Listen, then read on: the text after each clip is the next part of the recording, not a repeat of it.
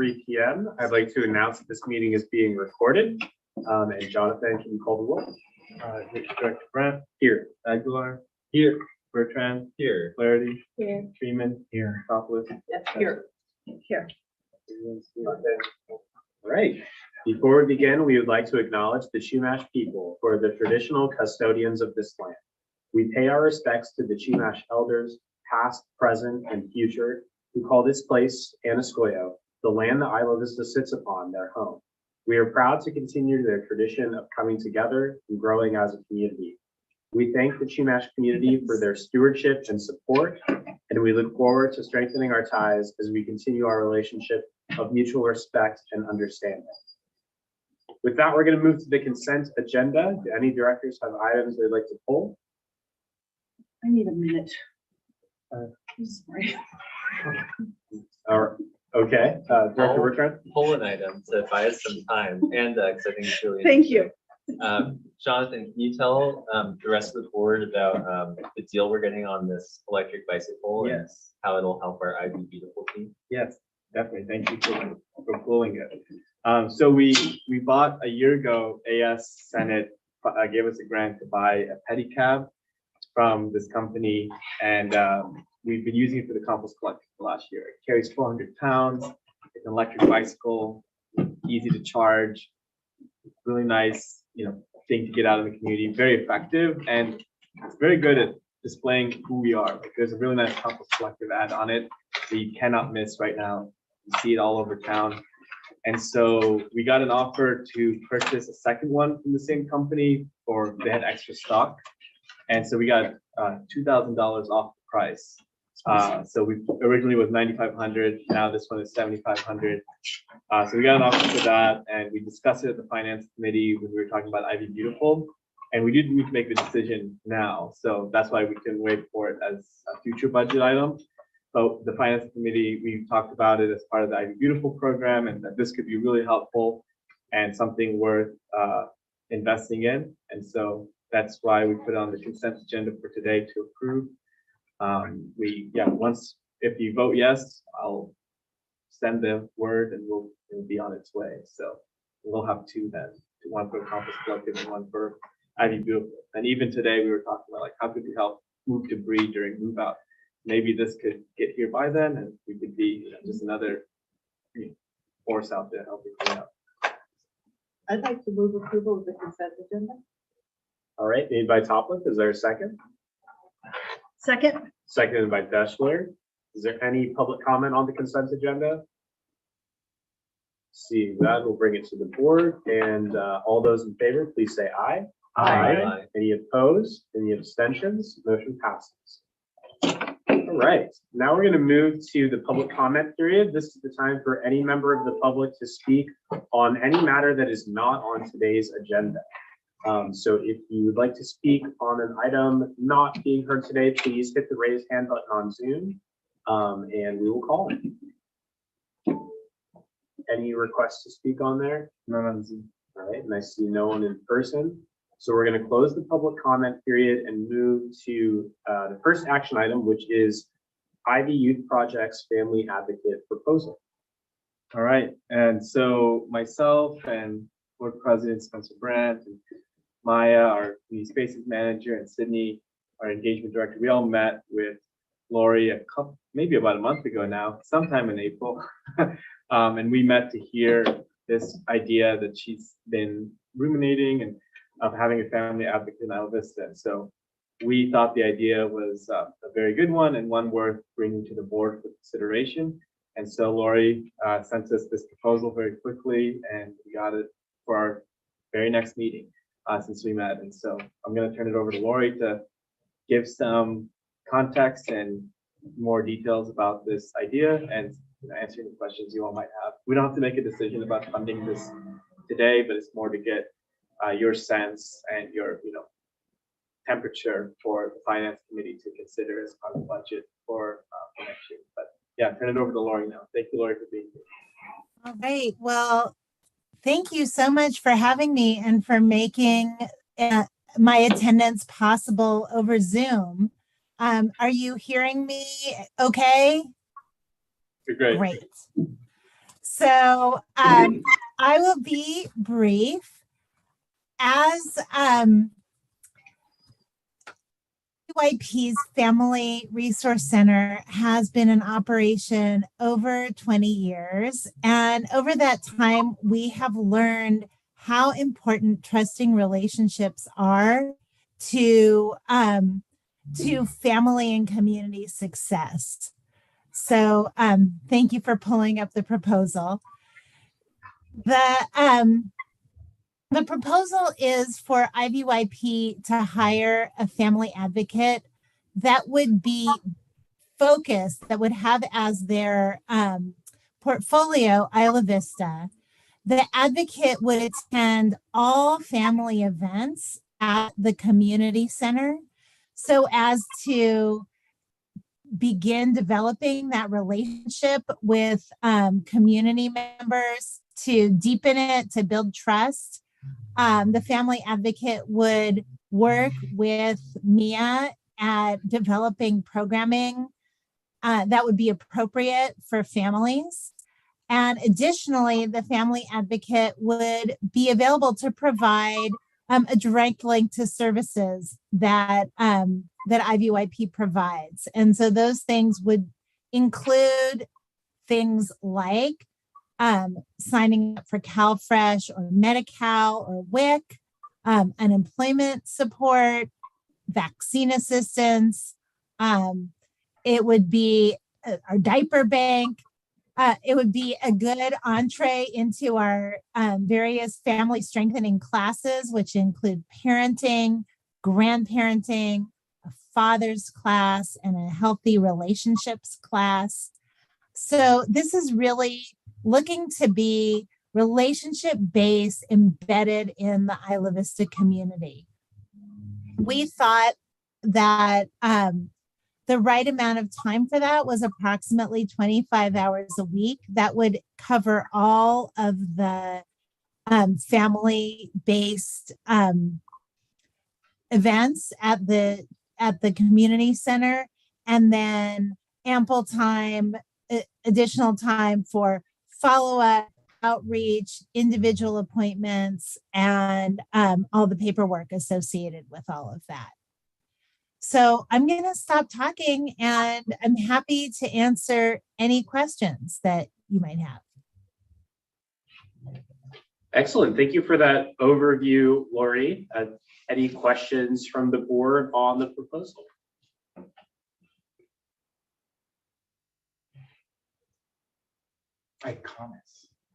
Comments? Okay. Director Aguilar. What kind of specifications or education do we think that the ideal candidate has for this role? The ideal candidate is bilingual, 100% bilingual. We do have someone in mind who is a senior currently at UCSB and will be graduating in June. That has been working for us as a work study and just showing tremendous passion and promise.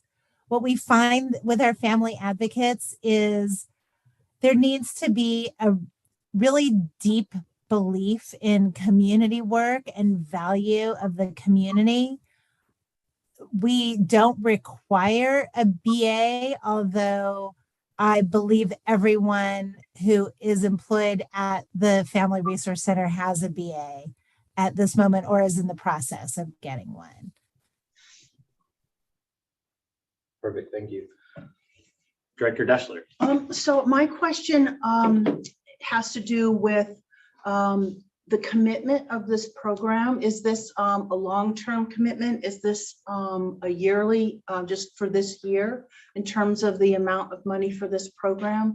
And I wonder if Ivy Youth Projects is also, if this is a joint program, or Ivy Youth Projects is putting in a certain amount of funds in IVCSD. And then I also, okay, so I'll ask just those questions for now. Sure. Well, I think that at this point, we're looking at 1 year with an opportunity to evaluate during the year. So if we see that it is valuable to the Isla Vista community, that that we would certainly be interested in continuing that.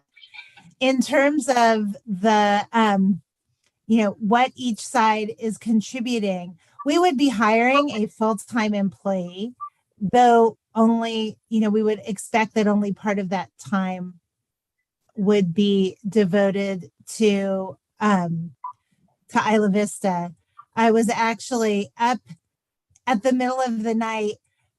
Basically, what we would be putting in is all the training, supervision, and oversight. This is what we're asking for from the CSD is the basic salary and coverage of that person, but all the support and training they would need, all the supervision is what IVYP would be contributing to that.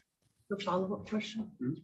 So, okay, so what I understand is that this position would be funded by the IVCSD, supervised by IV Youth Program, and then working with our community person who is doing a lot of the work in the community center.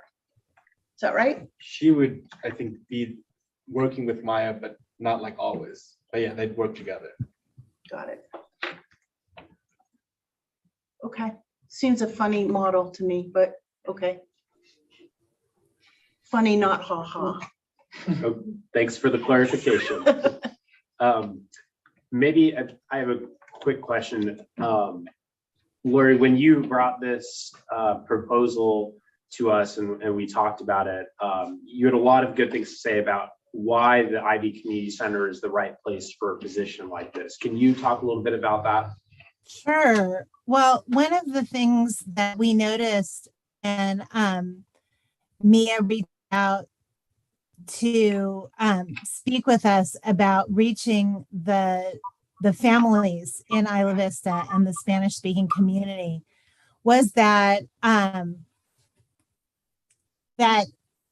there was not the capacity to directly reach out to the Spanish-speaking community, that Mia doesn't speak Spanish. The history for IVYP is that prior to the pandemic, IVYP managed the community room and the community center, and really was doing a lot of outreach and engagement of the Isla Vista community. So this has been, when Mia met with us, she asked us to identify what are the needs in the community, what kinds of classes would be useful. And that's the kind of work that we would see our Family Resource Center doing. We've noticed, even in the work with the STEP outreach grant, that the data that we were supplied by IVCSD was inaccurate regarding where families were who actually lived in Isla Vista, and that our own records were more correct. So it's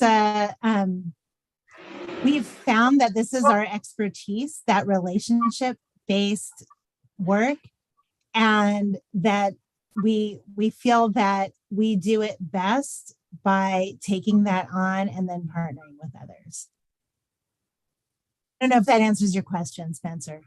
It does. I think that that's a really good synopsis, and just maybe as a follow-up for Jonathan or Sydney, this is in a way similar to some of the work that we already have IVYP contracted to do through STEP. Can you explain how that program works? It's kind of not a little similar. We have people who are doing door-to-door outreach and phone calls for the STEP grant to get the surveys filled out. But I think some of what they do is if someone needs a referral, they get them into the IVYP system, but they're not doing that at the door. Right, Lauren? Right. Well, they were doing door-to-door outreach, and then have been now doing phone outreach. And in those outreach sessions, they're going through the STEP survey and encouraging or helping people fill out the survey. And then they're also inquiring as to the well-being of the family, if they need support any of the kind, and then make the referral to the Family Resource Center if that's what's necessary. Got it. Thanks for explaining that. I think that it kind of helps contextualize things. Other questions from the board? Director Toppin? I'm understanding that this is a full-time position and we're actually being asked to fund half of the position or half-time of the position. And I'm wondering what the other half is doing? Well, we would continue to, we're finding that the needs in our catchment area have just skyrocketed. So we know we need more family advocates. This would make sure that one was truly focused on Isla Vista, but the work has exploded. Just to give you a sense of the growth and need. In the 2019-2020 fiscal year, we served about 3,000 families, and they received about 6,000 services. So a service might be that they received food, or a service might be that they attended a class, or a service might be resource and referral. And so that tells you that most families needed, between 1 and 3 services from us. Last year, the number of families increased by about 15%. The number of services they required jumped to 18,000. So what we're finding is that families are needing 4, 5, or 6 services. The needs have grown. That means that each interaction takes more time and expands and just continues. This year, as the pandemic has subsided, we are still seeing that level of need in the community. So we are happy. We are happy to find a way to be able to expand our services for everyone that might need them. We're not going to say, oh, this if Isla Vista has more needs, we're not going to turn them away at the 25-hour mark. And it's really just to make sure that we have someone targeting Isla Vista. I guess so the other half time is not on Isla Vista, it's on some population somewhere else. Is that what you're saying? Yeah, so we serve families in Isla Vista, in Goleta, and Santa Barbara. About 20% of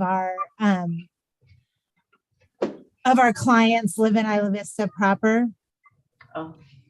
About 60% are in Goleta, and the remaining 20% are beyond that in Santa Barbara. And with the pandemic and more things going on to Zoom, we've found that we have people attending classes or even picking up diapers or food from Santa Maria or Ventura.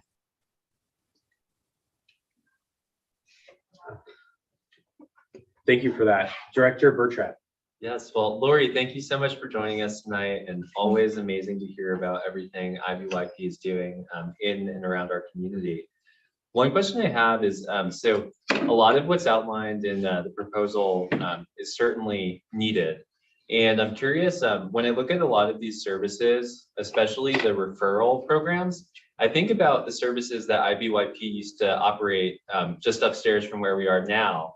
And I'm curious if those programs have still been happening in IV, or if you've been serving families with these programs at another location, and this is to bring it closer to the families.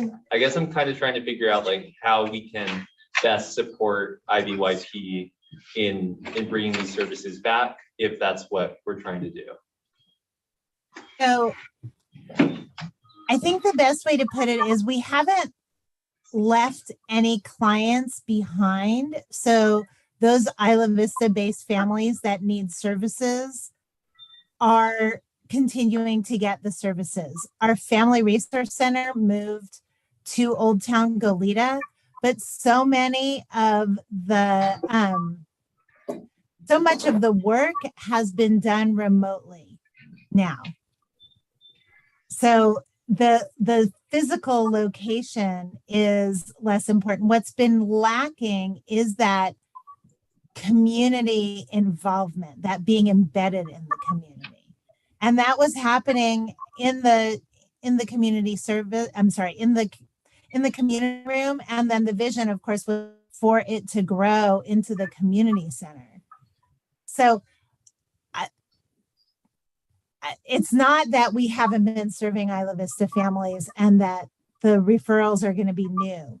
What is new what would be returning would be a co-location. And because Isla Vista is such a transient community, even with families, we know so many of them are now are in hotels that they've lost their rentals. So we know that if we're not physically present, it can be hard for people to find us. So that's part of the idea, to really amplify the impact of the community center by having an advocate who is focused on relationship building with the families in the community. One of the outcomes would be resource and referral, but more than that would be about deepening relationships and better serving the families of Isla Vista in Isla Vista through the community center in partnership with IVYP.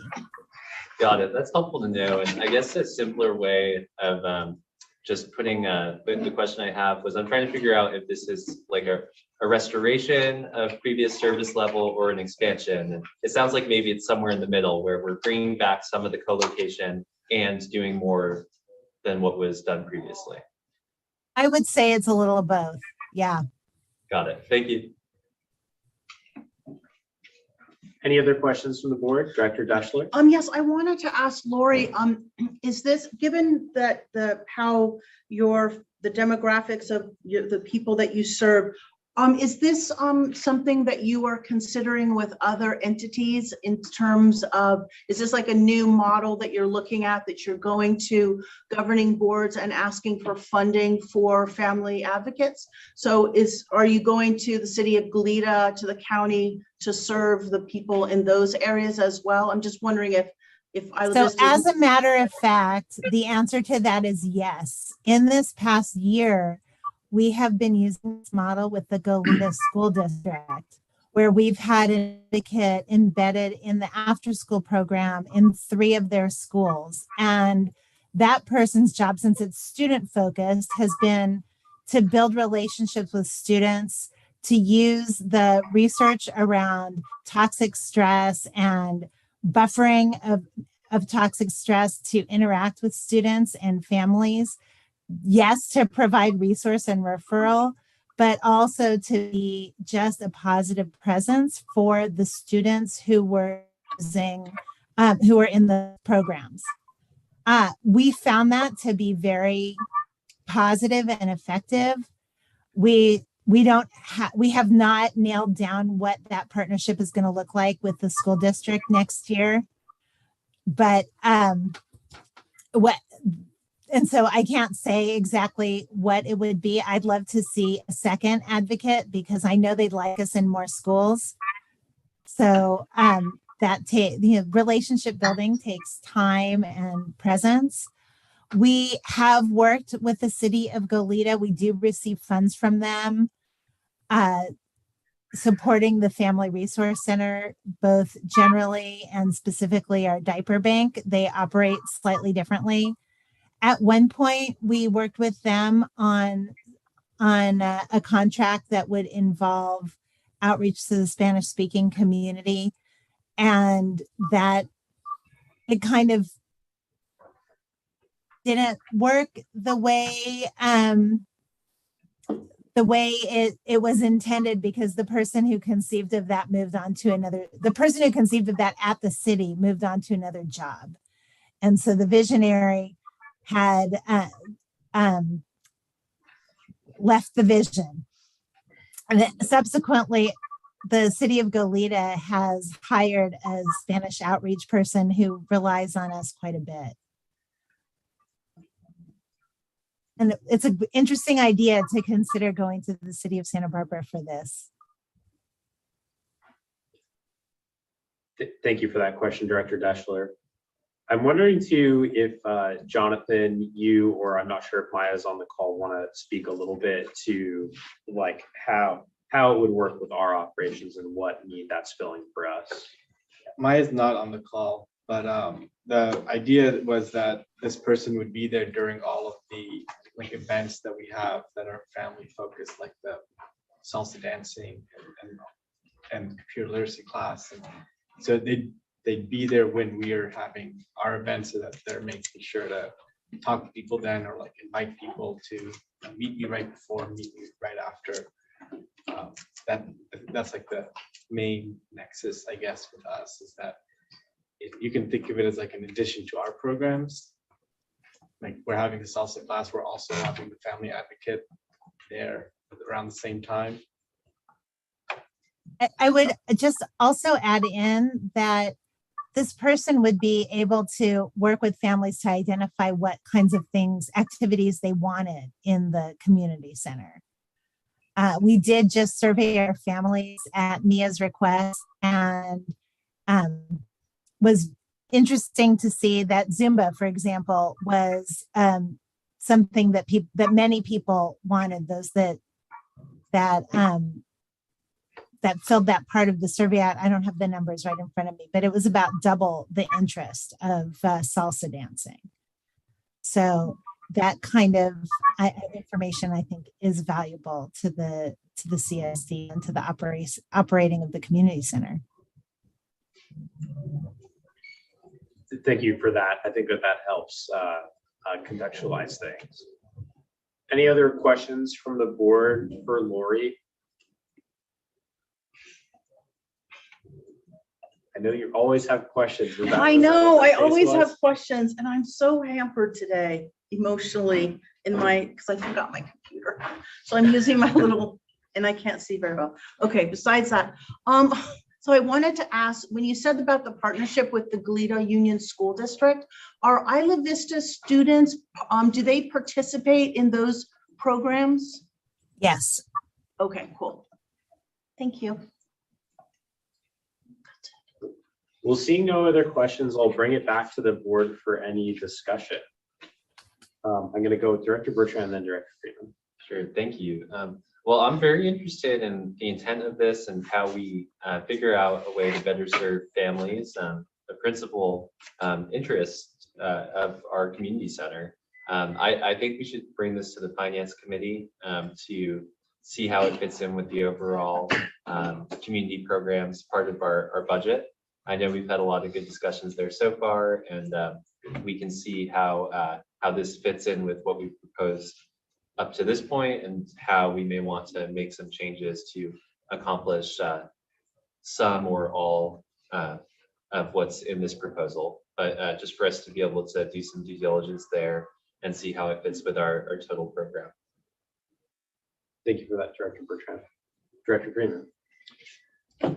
So I have a handful of concerns, but I first want to point out that I absolutely imagine that having this kind of position would be useful for the community, and that I also feel like Isla Vista Youth Program, Isla Vista Youth Projects, has been a great source of this community building over the course of the 40 years that it's been operating, and so the concerns that I have about this are not related to whether or not I feel that it is something that would be good for somebody to do.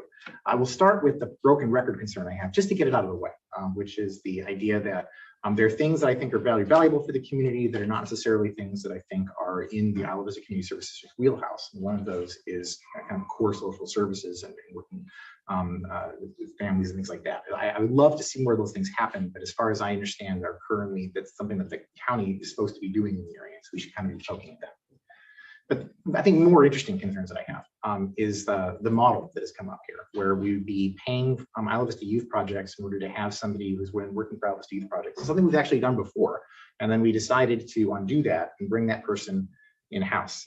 And I think in some of the conversations that we've had have gone down that idea that, or gone down the path that by having the people in-house, we're able to better organize how they interact with our other staff members. They're able to coordinate better. We've run into weird issues before, just with when we're trying to understand who's participating with in meetings and things like that, for whatever reason, whether it's on our side or other sides, and this is actually poke at youth projects, this is a poke at many things we do.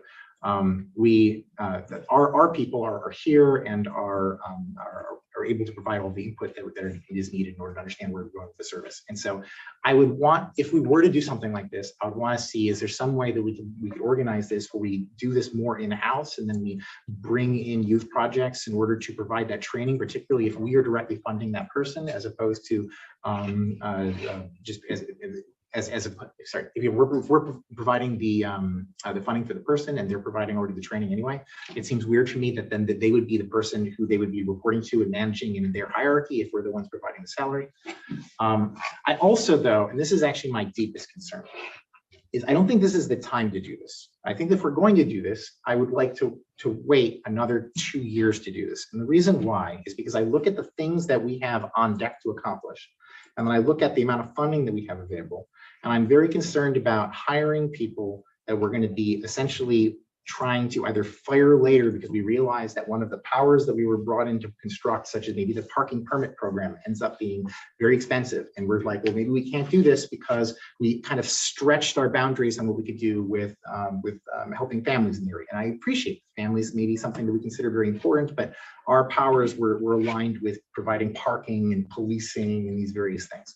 So I then look at the people that we've hired, and for what it's worth, I think we've made great hires and the correct people. I mean, I would have complained bitterly if we had not. And you know, I guess one time arguably I did, and then we got the person I actually wanted. So we've got like the general manager. Clearly, we have to have a general manager, and our general manager doesn't have enough time, and so we have assistant general managers. That makes perfect sense. To the extent to which our assistant general manager has been available recently, we've hired a temporary executive assistant in order to solve that problem. But those positions all make perfect sense to me. All of the programs that we do all rely upon the public knowing about their existence. And so we have Sydney in order to work as a kind of a public information officer sort of person, providing all of the organizing our community town hall events and doing all of our outreach and promotions and flyers and all of that. And I think that's a very important position. And it'd be weird if we were doing other things and we weren't to have that. It would almost be pointless. Maya's position, working at the community center, we've now got the community center having the building and having no one who can staff it does seem a little bit weird. And so, and this is one of the core things people really wanted out of us is to get that community center. So we need a person to staff it. And I then look at Carly and I look at the position of the compost collected as something that I swear we can get to revenue generating in a very short period of time. And that's something that when I brought it up occasionally, it's something that people seem to agree on. And so I look at that as a temporary investment towards a program that will pay for itself and then automatically scale internally. So I think that Carly's position makes sense. But when I then think about expanding things like bringing on this part-time family advocate, I'm just very concerned that we're then going to be in a position a year from now and we're looking at that $45,000 and we're trying to reorganize what it is that we're doing. And now we're in a position of, well, are we firing that person that Lori found and deciding that we need to, in order to get that money back? And that's going to be a really awkward and painful conversation. And I don't think we're going to be in that position with any of the other positions we've so far hired because we've been carefully choosing what it is that we're hiring and when we're hiring. So that's those are my concerns over doing this. I feel like maybe not something that we should do. If we are going to do it, I think that we should be doing it differently. And then the extent to which we are gonna definitely do it, I would do it later. So. Thank you, Director Freeman. Any other comments from the board? Director Dashley? Yes, my comments. First of all, I really appreciate Lori bringing this to us. I'm really struck by the amount of need in terms of the services that Ivy Youth Project is providing, and that it's increased so dramatically. And I think that's it's very significant for our community. And I think that so I appreciate that she's brought this to us so that it's something that we can consider. I share some of the concerns my colleague over here has.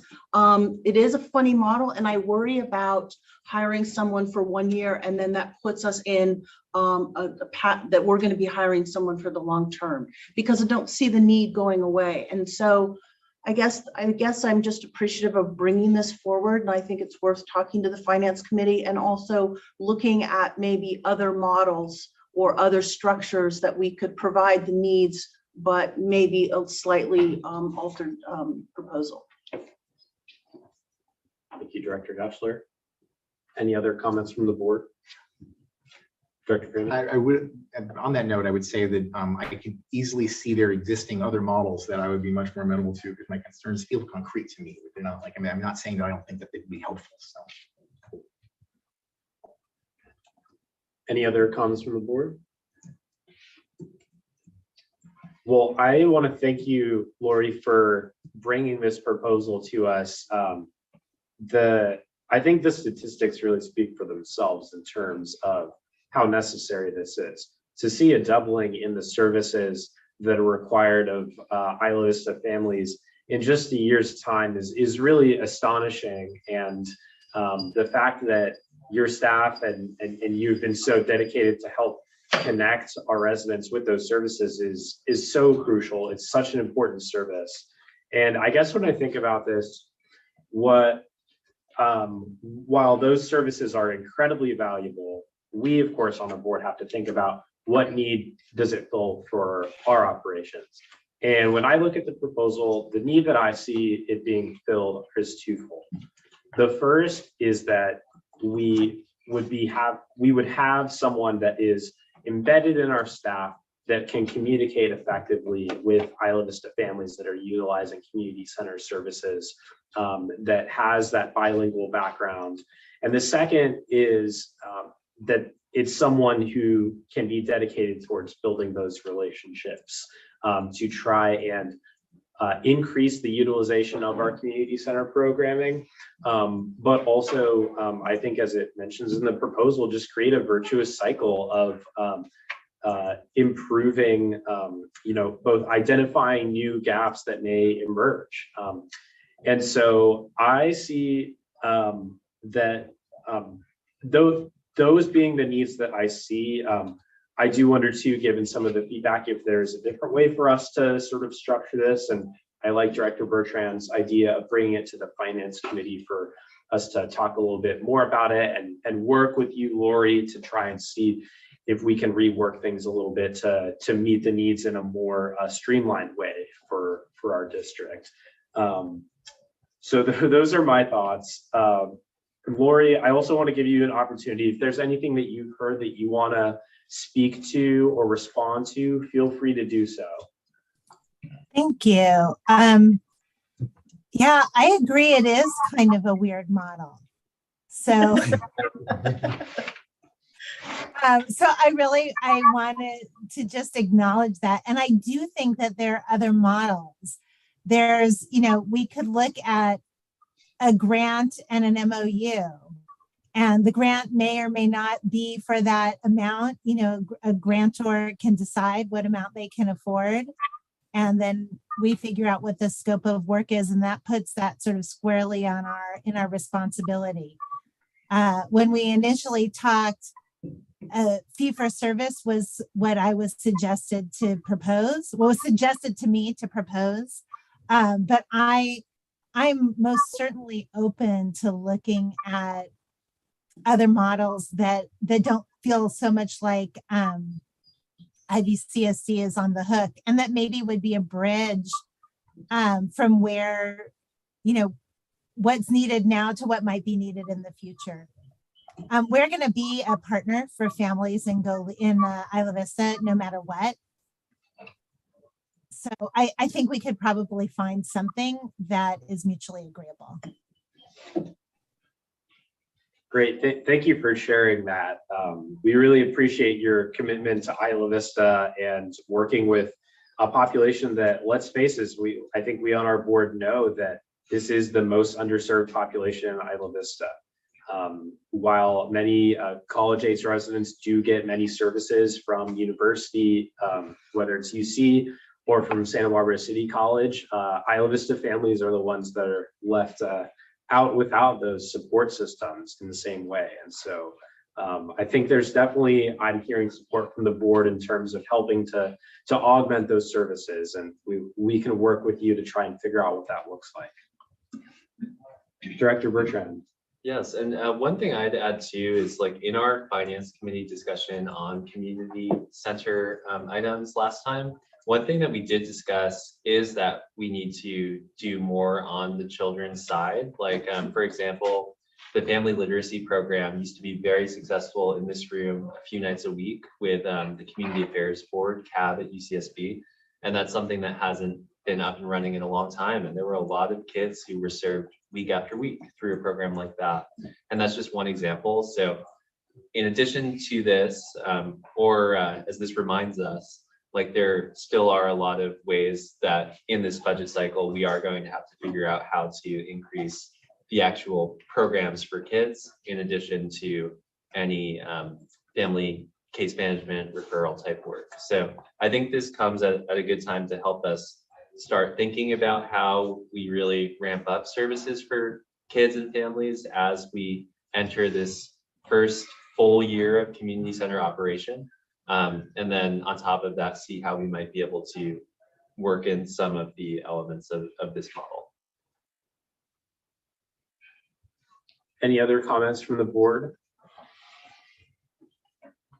Okay, do we want to take official action to send this to the finance committee? Yes. Someone want to make a motion? I'll move that we refer this to the finance committee. Made by Topliff, is there a second? Second. Seconded by Deschler. Is there any public comment on this item from any of our friends on Zoom? No one on Zoom. Okay, any other discussion from the board? I think we're in a good place. We'll go ahead and take it to a vote. All those in favor say aye. Aye. Any opposed? Any abstentions? All right, motion passes. Thank you again so much, Lori, for joining us today, and we'll look forward to being in touch with you. Thanks. All right. Now we are going to move to the next item, which is the draft community garden, Ivy Beautiful, and community festival budgets. Okay, great. So we had a good discussion. Was it last week we had finance committee? We had a good discussion last week on finance committee on these three next areas of our budget. So these are the next, we have a couple more left, mainly in public safety and our housing program, but these are some meaty discussions that we had this week. And this is from the annual reports again that we had in the month of April. So we had Ivy Beautiful, community festivals, and community gardens. And just to, I'll summarize some of our discussion, and committee members feel free to jump in for anything I missed. But I'll start with the easiest to the most complicated. So the community garden, we love the proposal that had been submitted. The committee said, let's fully fund it. So that was 30,000. I think it actually might be 31 now that I did my math wrong, but it's 1,000. But we had said, let's fund the ongoing of the garden that's located at the Methodist Church, and then the additional proposal for the one around the community center. So that's $30,000. So that's the easiest one. And then does anyone have any questions on that one?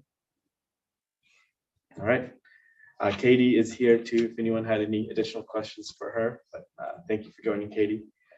The next thing was the community festival.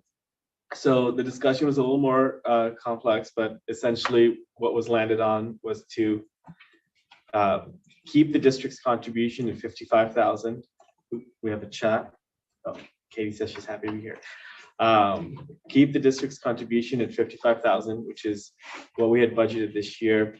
It's going to go over by a little bit still because of unforeseen costs like with park rental, but keep it at $55,000, and then seek another contribution from IVCSD for 30, and other revenue sources like sponsorships. So we know that this does cost more like $100,000. So I guess it hasn't been reflected in the budget yet. When we have the final budget, I think we will reflect it as the full cost, and then other revenue sources coming in that then, equal out to us contributing $55,000. This is just for sake of easy to see. But yeah, $55,000 is what we've put in for the district. Does anyone have questions or comments on this one? Yeah, quick question on that. And refresh my memory, folks on the finance committee, but I thought that we asked for the inflationary increase on that. Oh, I forgot to put the No inflation worries. increase. And I Yeah, think we that's- said back in the envelope, it sounded like 60,000 or 59,000.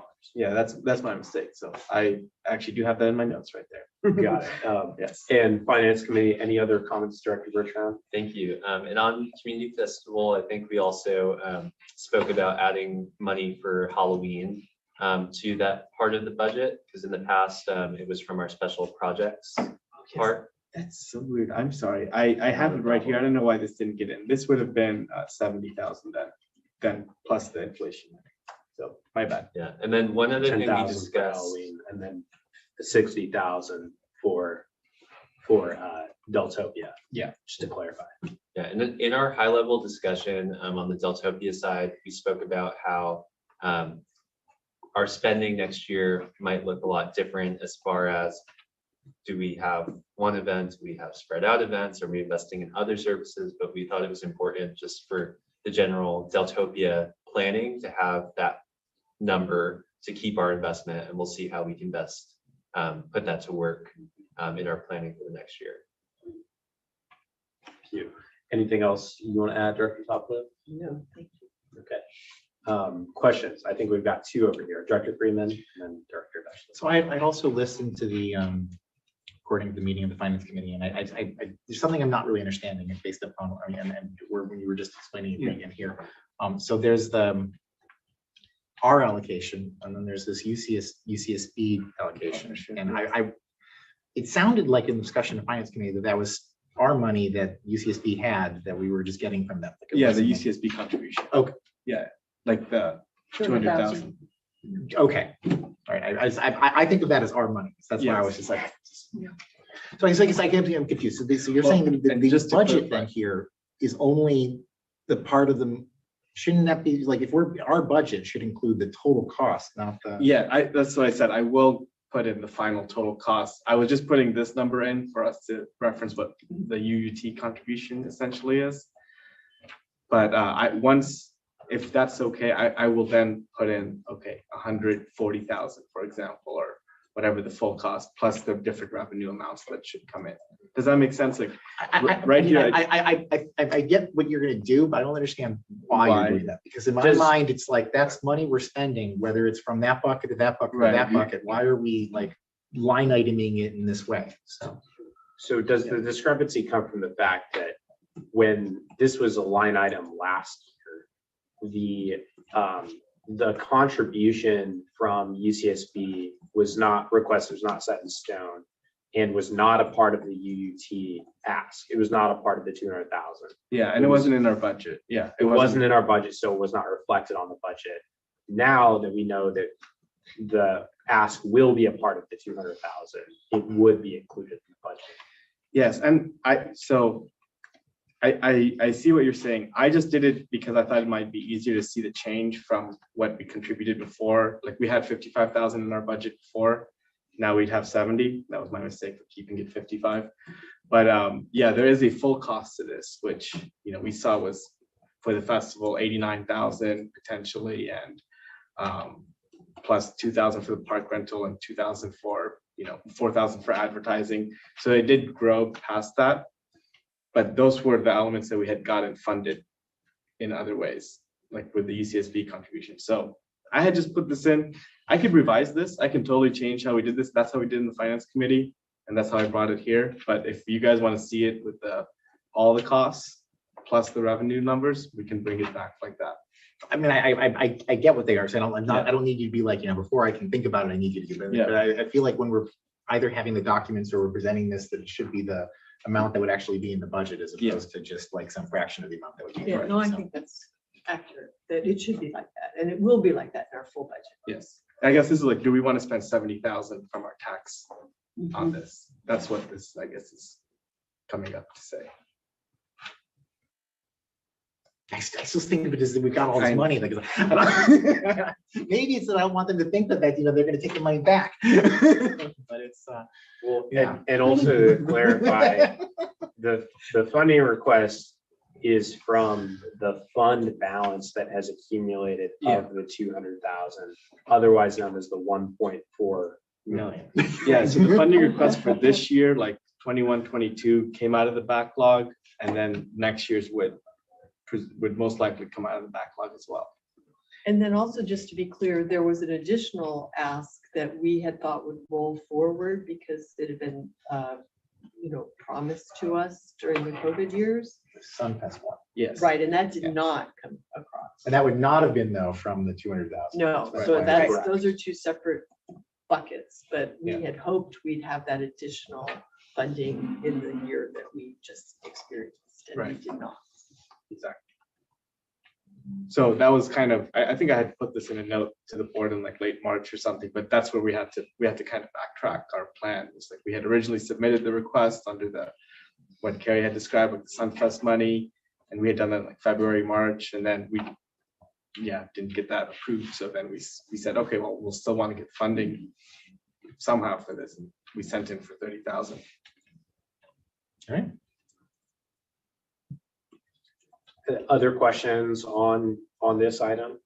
I was just gonna say, I think this is where you landed. It would be helpful to have the community to know the Deltopia Festival that we just had, to know the total cost.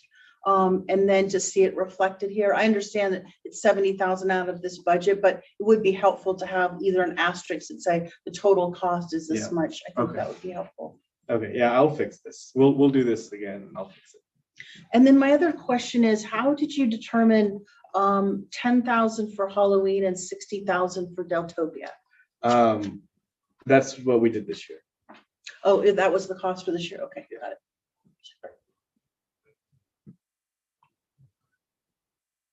Any other questions from the board on this?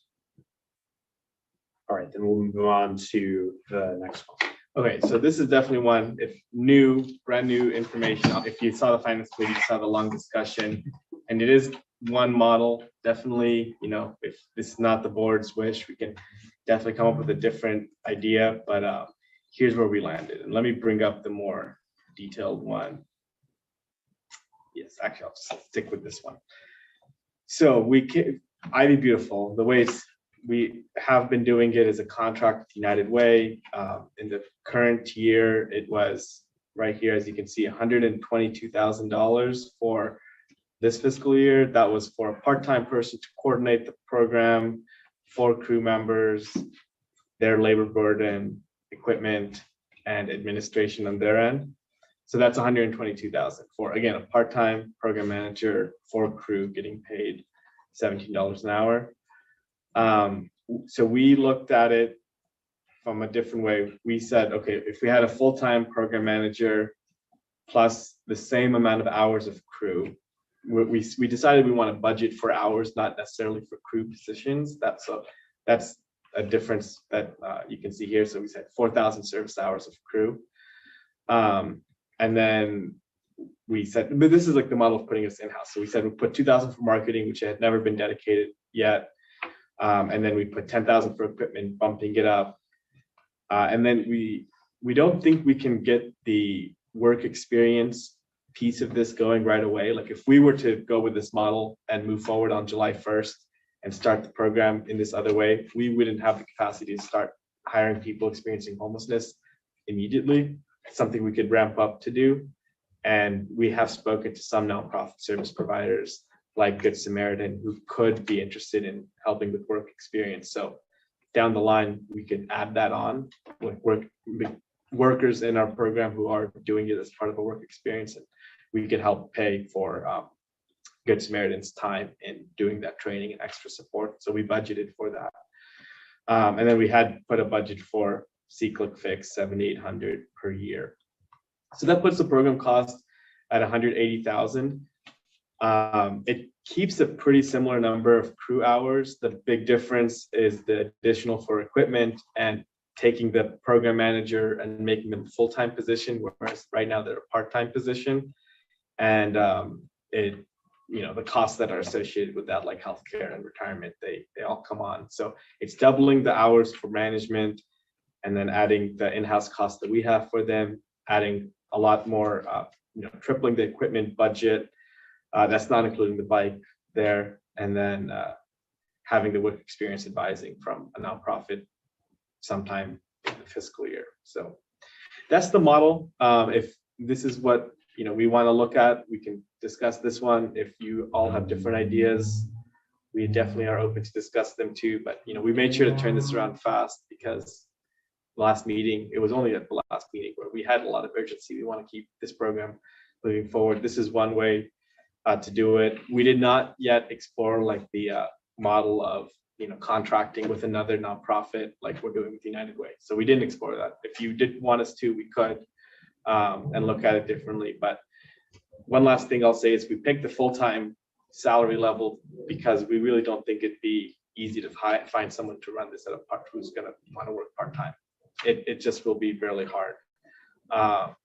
So yeah, that was one of the main reasons, and then the full-time role could do so much more for the program, since right now at part-time they're really working like the 4 hours every morning kind of thing and doing direct management of the crew, but then they don't get any time to do program development or maintenance, make things go well. They're really just crew management and being out there, making sure work orders are complete, but not is the program running well? How can we optimize it? Things like that. So that's what our additional 20 hours would look to buy for us. All right, Finance Committee, anything to add on to that? Well, just to emphasize that we thought the see, click, fix aspect of the program was the one where we really have a commitment to the community. And so we need to make sure that that continues seamlessly. And although philosophically we're very committed to trying to provide opportunities for homeless people, we think that's very complicated. And it may take us all year to get that aspect running well. And in the meantime, we need to make sure the other aspect runs really well. Yes, that's well said. I would just add to, I think you mentioned at our meeting that a nonprofit has expressed interest in helping develop the work experience for recently homeless individuals aspect of this, which is a great sign. Just takes a little ways to be able to ramp up to that. Hopefully with a full-time management person too, that will be able to get rolling sooner rather than later. Can you unlock the 2022, 2023 budgets? Yes, I don't know why it was locked. It's in a folder that's supposed to be shared to all. So I don't know why those settings changed. But yeah. I have a question. Yeah. So the Ivy Beautiful, the program, it's people going out on public streets and also private property, doing cleanup, doing graffiti abatement, that kind of thing, right? Yes, they only go on a certain amount to private right of way. So they only can go 8 feet from the public right of way onto private property to clean up graffiti and anything else. So I guess my question is, have we ever looked into the idea of a revenue sharing component with landlords, property owners? Well, yes and no. I can explain a little bit. So when it's 8 feet within the public right of way, that's something we it's something we want to get cleaned, and we don't. And when we had discussed this in the past, and we have a resolution I can share where we kind of established our rules. Within 8 feet, yeah, we believe that's within the public right of way, and we don't want to, we want to just get rid of it. We do have a second phase of this program planned that's supposed to take care of graffiti that's beyond that 8 feet and work with to do like a cost recovery from that. But we've never been able to get to that point. We've never had the capacity or ability to have the program even running at a level where we can dependably go and clean it up either. Even like this last fall, we didn't have a crew for half the fall. So we have that vision to get there on the graffiti abatement end, and we have even a policy passed, but we haven't been able to implement it. But yeah, I did have a component of it that said, either you can clean this up or we will come clean it up and it'll cost you this much. That's the simplest way I can explain it. That's just for graffiti, not for trash. We don't go onto private property and pick up trash. So that's never been a thing we do. We mainly pick it up in the gutters, which are, as we all know, horrifically dirty, and the sidewalks and other areas.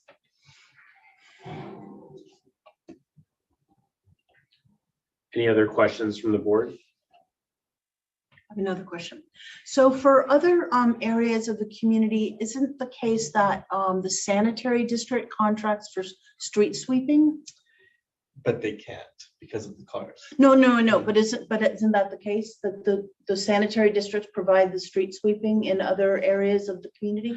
Like in IV or other? No, like Alita. Oh, I just I wondered think if so. anyone I knew. mean, they do still send street sweepers here sometimes. Like Mm. my street where I live, Embarcadero, doesn't have parking, so they can easily sweep it and keep it clean, and it is very clean. Mm.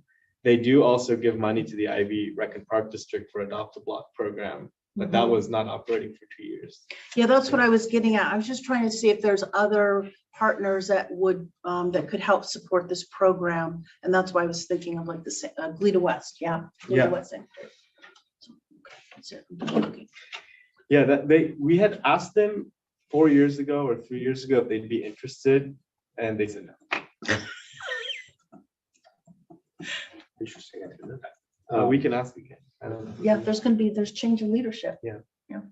You asked Goleta West or you asked the Record Park District? Toledo West. Toledo West. Yeah, okay. yeah, we had asked like, we even first asked, are you okay with us doing this? Because there was some concern that like, would they want us to be going into their, kind of powers of cleaning up the gutters, but they didn't want anything to do with it. They're like, that's all you.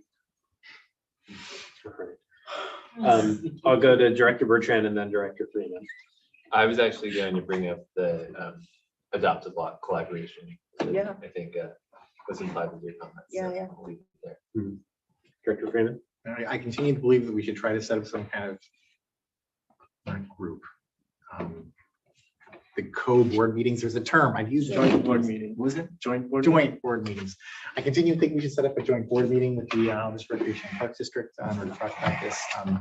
As has come up in various contexts, I mean, this is something where it's like, it's neither of our powers. It's the Goleta West Sanitary District powers and the Goleta West. You also, if you turn the light on it, it changes the dynamics of. It's like neither of our powers. It's Goleta West Sanitary District's power, and I can appreciate why they might be currently looking at it like, why would we bother working with you? We've already solved this problem working with Parks District, but like it's closer to our power. Yeah, I mean, So- I did ask to talk about having a joint meeting, and I was rejected. We were rejected. You I'm weren't even they didn't talking even about just they didn't even just delay it. Well, that's I was told no, not for now. Like, we're trying to figure out if we can even talk with you all in this manner. I mean, I asked. Wait, I'm still, that almost sounded like It wasn't like, it wasn't no, we don't want to have a joint meeting. It was like, no, not for now. Okay, Not for a okay. while. Okay, it doesn't suck as much. It still sucks a little. I would Yeah, I just, don't know. I don't know where to go from here. I kind of feel like it would be interesting to have a joint weird. They're not going to do it. But I was going to say a joint board meeting with Goleta West Sanitary District. Yeah, why not? I just don't think we're going to do it. Let's try it. I think it's not the worst idea in the world, and I will add to, Thank you, Spencer. Gotta be diplomatic here. Oh, Lord. I will push back on one thing you said, which is that it's not really our power, but it is our power to maintain and the gutters. I even walked it back a little bit. I realized I was thinking, if anything, it's our power, right? It's just, I don't know. It's like, or it's particularly, it's the when I learned, I didn't even realize that we're cleaning the gutters. Yeah. So the extent to which we're cleaning gutters, that's definitely our power. Yeah. So Sidewalks and gutters, clearing trash from the sidewalk, unimaginable amounts of, broken TVs and furniture. So I will add to, on a positive note, how excited I am for this program to come in-house to us. I know it was brought up, like the question of, do we try to recruit another nonprofit to bring in-house?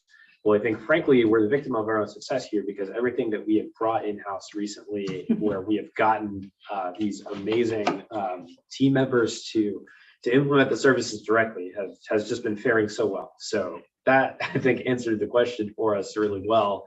And also, I want to remind everyone that there are numerous trash issues in the community. I think about the many public trash cans that we know are not well maintained and where there's not enough frequent collection happening. We've known about this problem for years. We just haven't had someone who's had the bandwidth to really tackle that and get to a solution. I was even talking with someone from another agency that has public trash cans in Isla Vista recently and was asking them, your trash cans look so great, like you guys have cracked the code. And she said, well, it's a little more complicated than that. But she reminded me, we're the only community in Santa Barbara County that has to deal with having public trash cans that aren't collected on. And it just sounds absurd. So those are the types of things too that hopefully with a full-time position, I really hope to see us be able to tackle so that we can focus our resources on the trash that's on, adjacent to private properties and not in the business district. Yeah. Director Freeman, Oh, I see your eyes getting big. There's We're a- talking about trash. There's a funny, yeah, actually, that's where's the end, but there's a funny story about that, which is that, so the public trash cans along Pardal that are always full, there was a story from a number of years ago where the county went to the Parks District and said, so why are you not collecting the trash out of these bins? And the Parks District is like, I'm pretty certain that those are your bins and that you're supposed to be doing that. And the county was like, really? Oh, I guess that is our job. And they sent somebody occasionally, and then I guess they just really can't stop. And I really feel like we should figure out how to pull the trigger in some sense on taking the solid waste collection power from the county. Because I think that there's just, that's where, was where I'm going. Because I think that We're used to trash it now, power Dave. is Come on, just come on, such a bring it key on. thing. And I'm glad that so many things that we're doing just keep angling towards it. But I don't know if I feel like we should actually like figure out like how to take actionable steps towards it. I one time back in 2017, where I got the LAFCO form for it. It's a really simple form. I filled it out even. I attached it to our agenda. It was before we had actual staff. So You have so much energy. I had a lot more energy back then. It's good. Now I have energy only when the trash gets mentioned. And we do see that.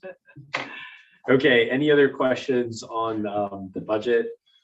I just really want to say, because looking at this, the grid of all the different line items there and all the different employees that we're going to hire, this is like not an undertaking that is small. Like, this is a big undertaking, and I just really want to say thank you to you, Jonathan, for working to preserve this important service, because it's going to take a lot of work, but I think we're all very confident in your abilities and the future person who will be hired to execute this and make it happen.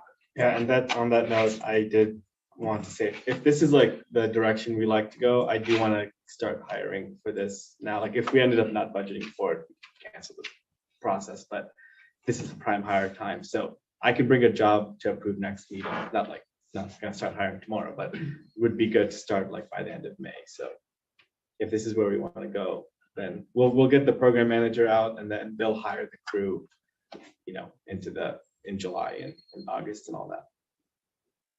Excellent. I'll move that you move ahead. Sounds good. We're not agendas to do that. I'll bring it back next time and we can do that. Here's what I'll do instead. I'll open a public comment. If there's any comments from members of the public on any of these budget agenda items, please hit the raise hand button and we can call on. Nobody on, Rodney is on. All right, go ahead, Rodney. Thanks for joining us. Hello. Mostly just want to say hello. But no, I really support that program. And as you know, there was and might still be an arrangement with Toledo Sanitary and IVRPD.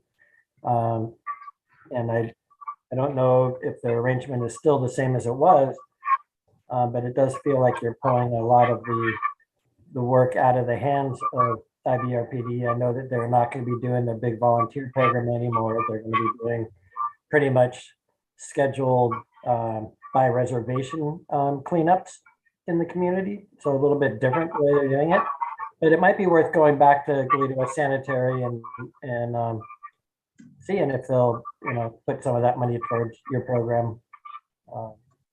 since it's operating differently over there now. Anyway, that's my only thoughts. Thank you for that comment, Rodney. Appreciate it. Sorry, I'm just writing this down. Are there any other comments from members of the public?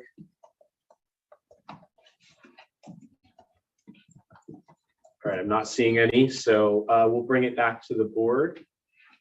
Any last thoughts? I don't think we need a motion on this. This is just an update, but eager to hear.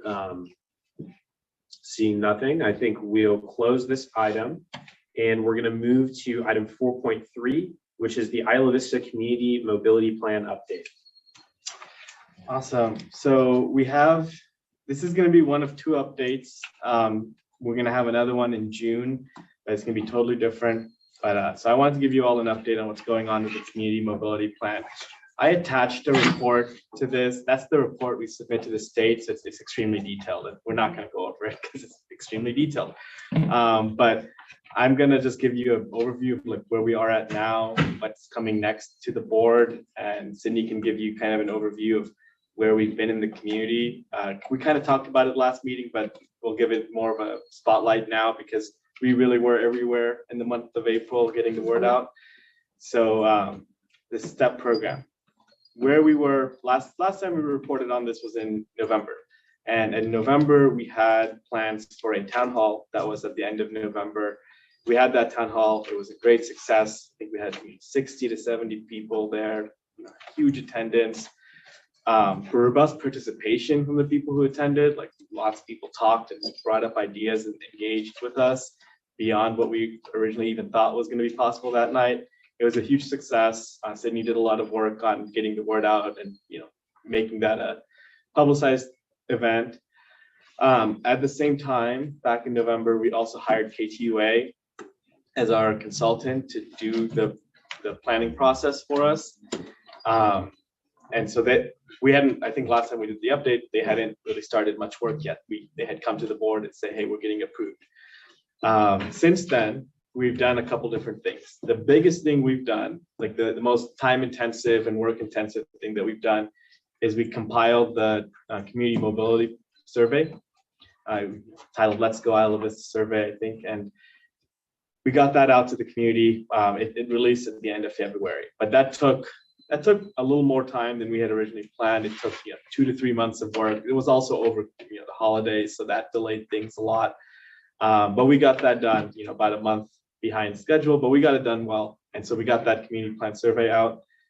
The survey will close at the end of May. So we did our intense outreach in April, but in May, the survey that's the main survey, the first survey, I guess. So we did that. The second thing that the consultant was doing, they helped us design all the questions and branch the survey and make it a, how do we say, fancy survey, like one where you can really collect a lot of different kinds of data. They also started working on something called the existing conditions report. And I kind of went over that in the past, but just to recap, it's just a way to take in all the physical and actual existing conditions like bike paths, red curbs, sidewalks, roads, things like that, plus any data that we have of mobility use. So like bus ridership or scooter use data, which, we're getting all these things.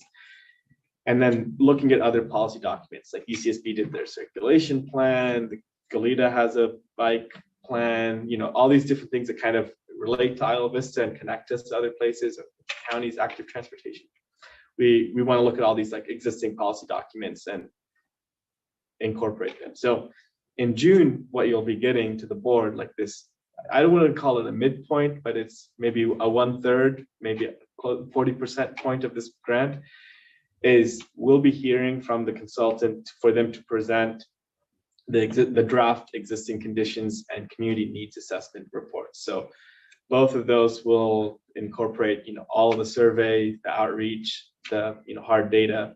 And so those are the top two things they've been working on. There's a couple other things that have been worked on. The one's about to start right now that Sydney can talk more on is the focus groups. So we're going to be doing some focus groups with agencies or different populations in Isla Vista and speaking with them directly and kind of using what the survey kind of showed and drilling down and validating some of that.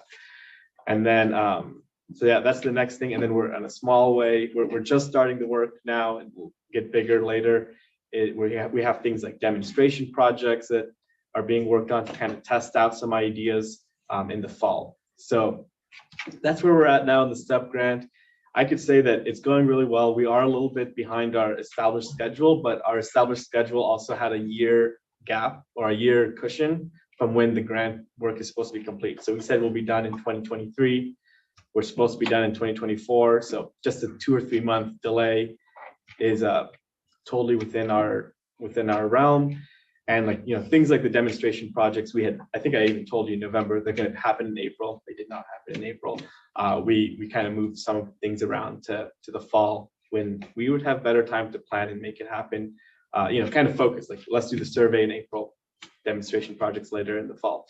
So I'll give Sydney a chance she's on the Zoom, but I'll give her a chance to just chime in and talk about what we did and where we were at to reach people and get them to participate in this, because we did get over 1,000 people to fill out the survey.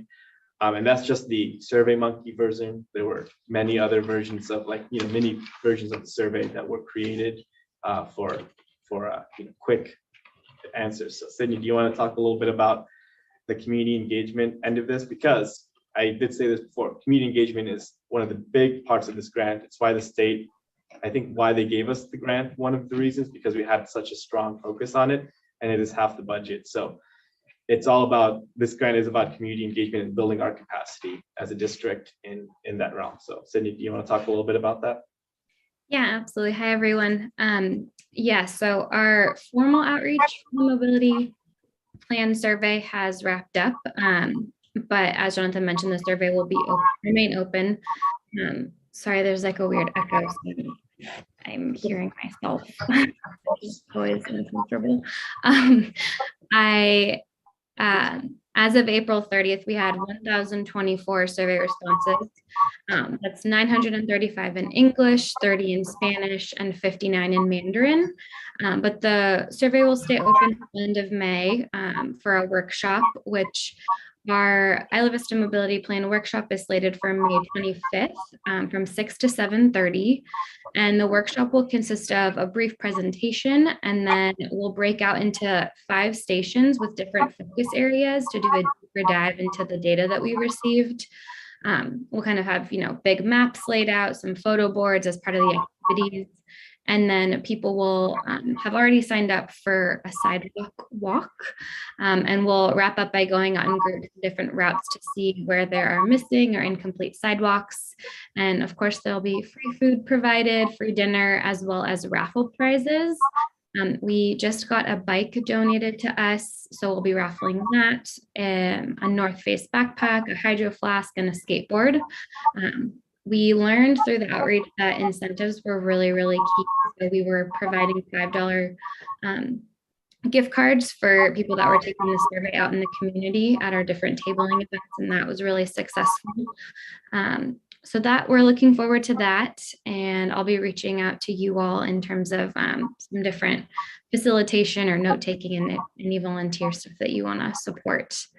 And then for our focus groups, KTUA will be focusing on like 5 different areas or so.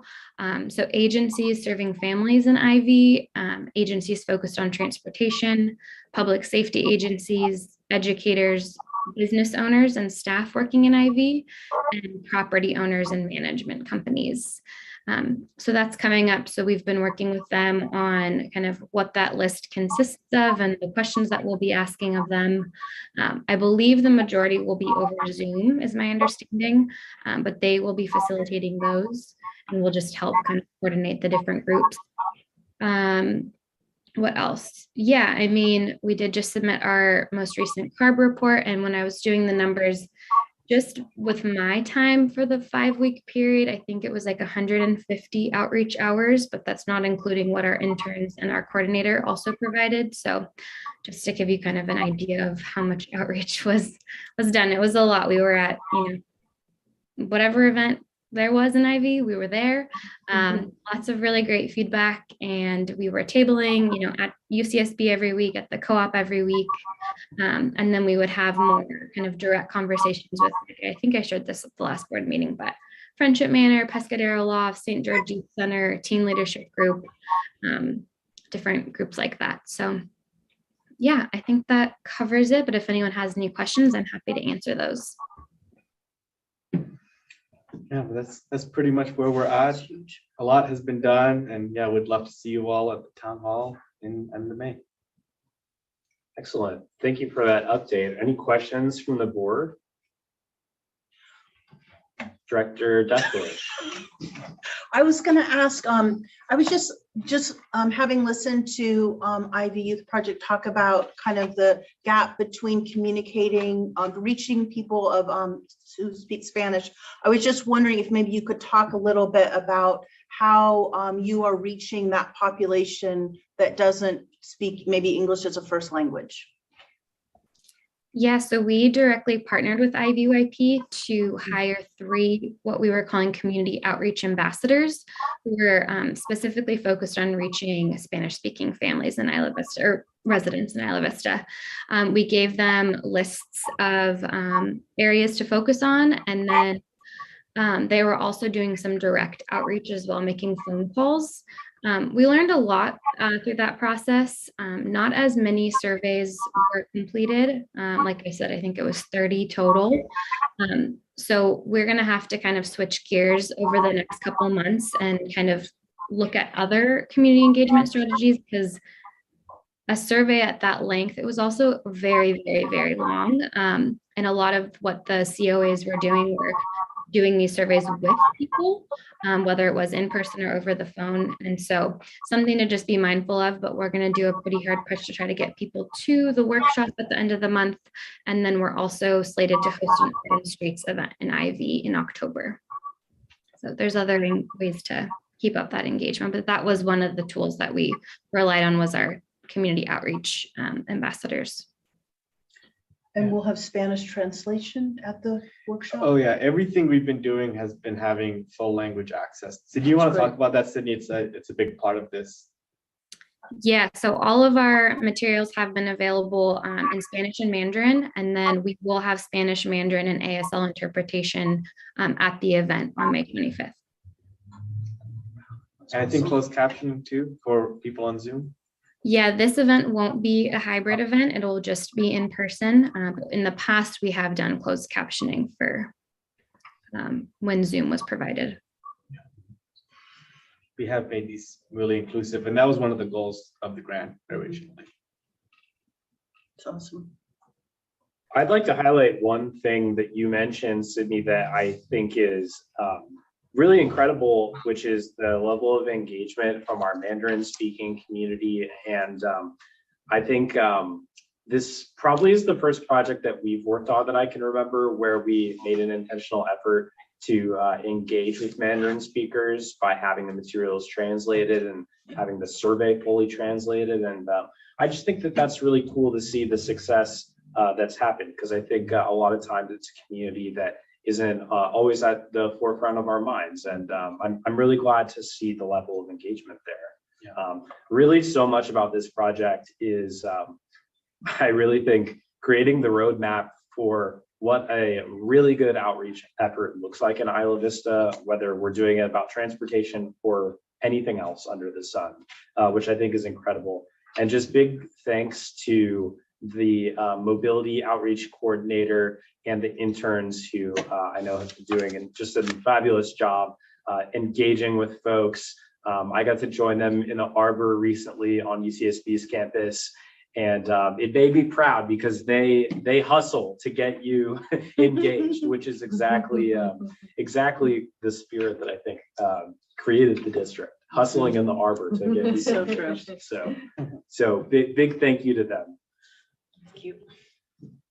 Any questions or comments from the board? Director Bertrand. Yes, well, thank you, Sydney. Thank you, Jonathan. This is really exciting. This is our most substantial community engagement project thus far. And I think we really are going to have a good product with this by demoing various projects that give us some options for some long-term sustainable transportation solutions in the community. As I've said before, my hope from this is that we are going to identify some ways to reduce the number of cars on the road in Isla Vista. I tell a lot of people about this, and I was trying to explain it to my brother last night. And I actually, I don't know if anyone's familiar with the movie Step Brothers, but there's a scene where the Step Brothers who share a room go from having 2 beds to making bunk beds. And there's so much room for activities. And I think that's what we're about to do as we reduce the number of cars in IV. So that's my goal. And thank you all for what you're doing. All right, it's May 10th at 7:28 p.m. and we just had the first meme shared in an IVCSD meeting. Room for activities. All right, any other questions or comments from the board? All right, well, Sydney, for posterity, can you share the date and time of the outreach event that's happening? Yes, Wednesday, May 25th at the community center from 6 to 7:30. Excellent. We also moved the time later from learning from the budget time. Trying a different time to see how that goes. And it's dead week, so we're hoping to have more of a turnout. Is that a taco night? It's not a taco, Oh. so we can try. They can't come to our location too often because it's part of their permit with the county. Oh, too bad. Yeah. Okay, A taco night would be. That would be honestly a awesome. really great idea, especially if it's during dead weeks. And Yeah. Right. Well, I'm getting hungry already. Thank you for your report, Sydney and Jonathan, on this. So much excellent progress being made. Any public comment on the mobility plan update?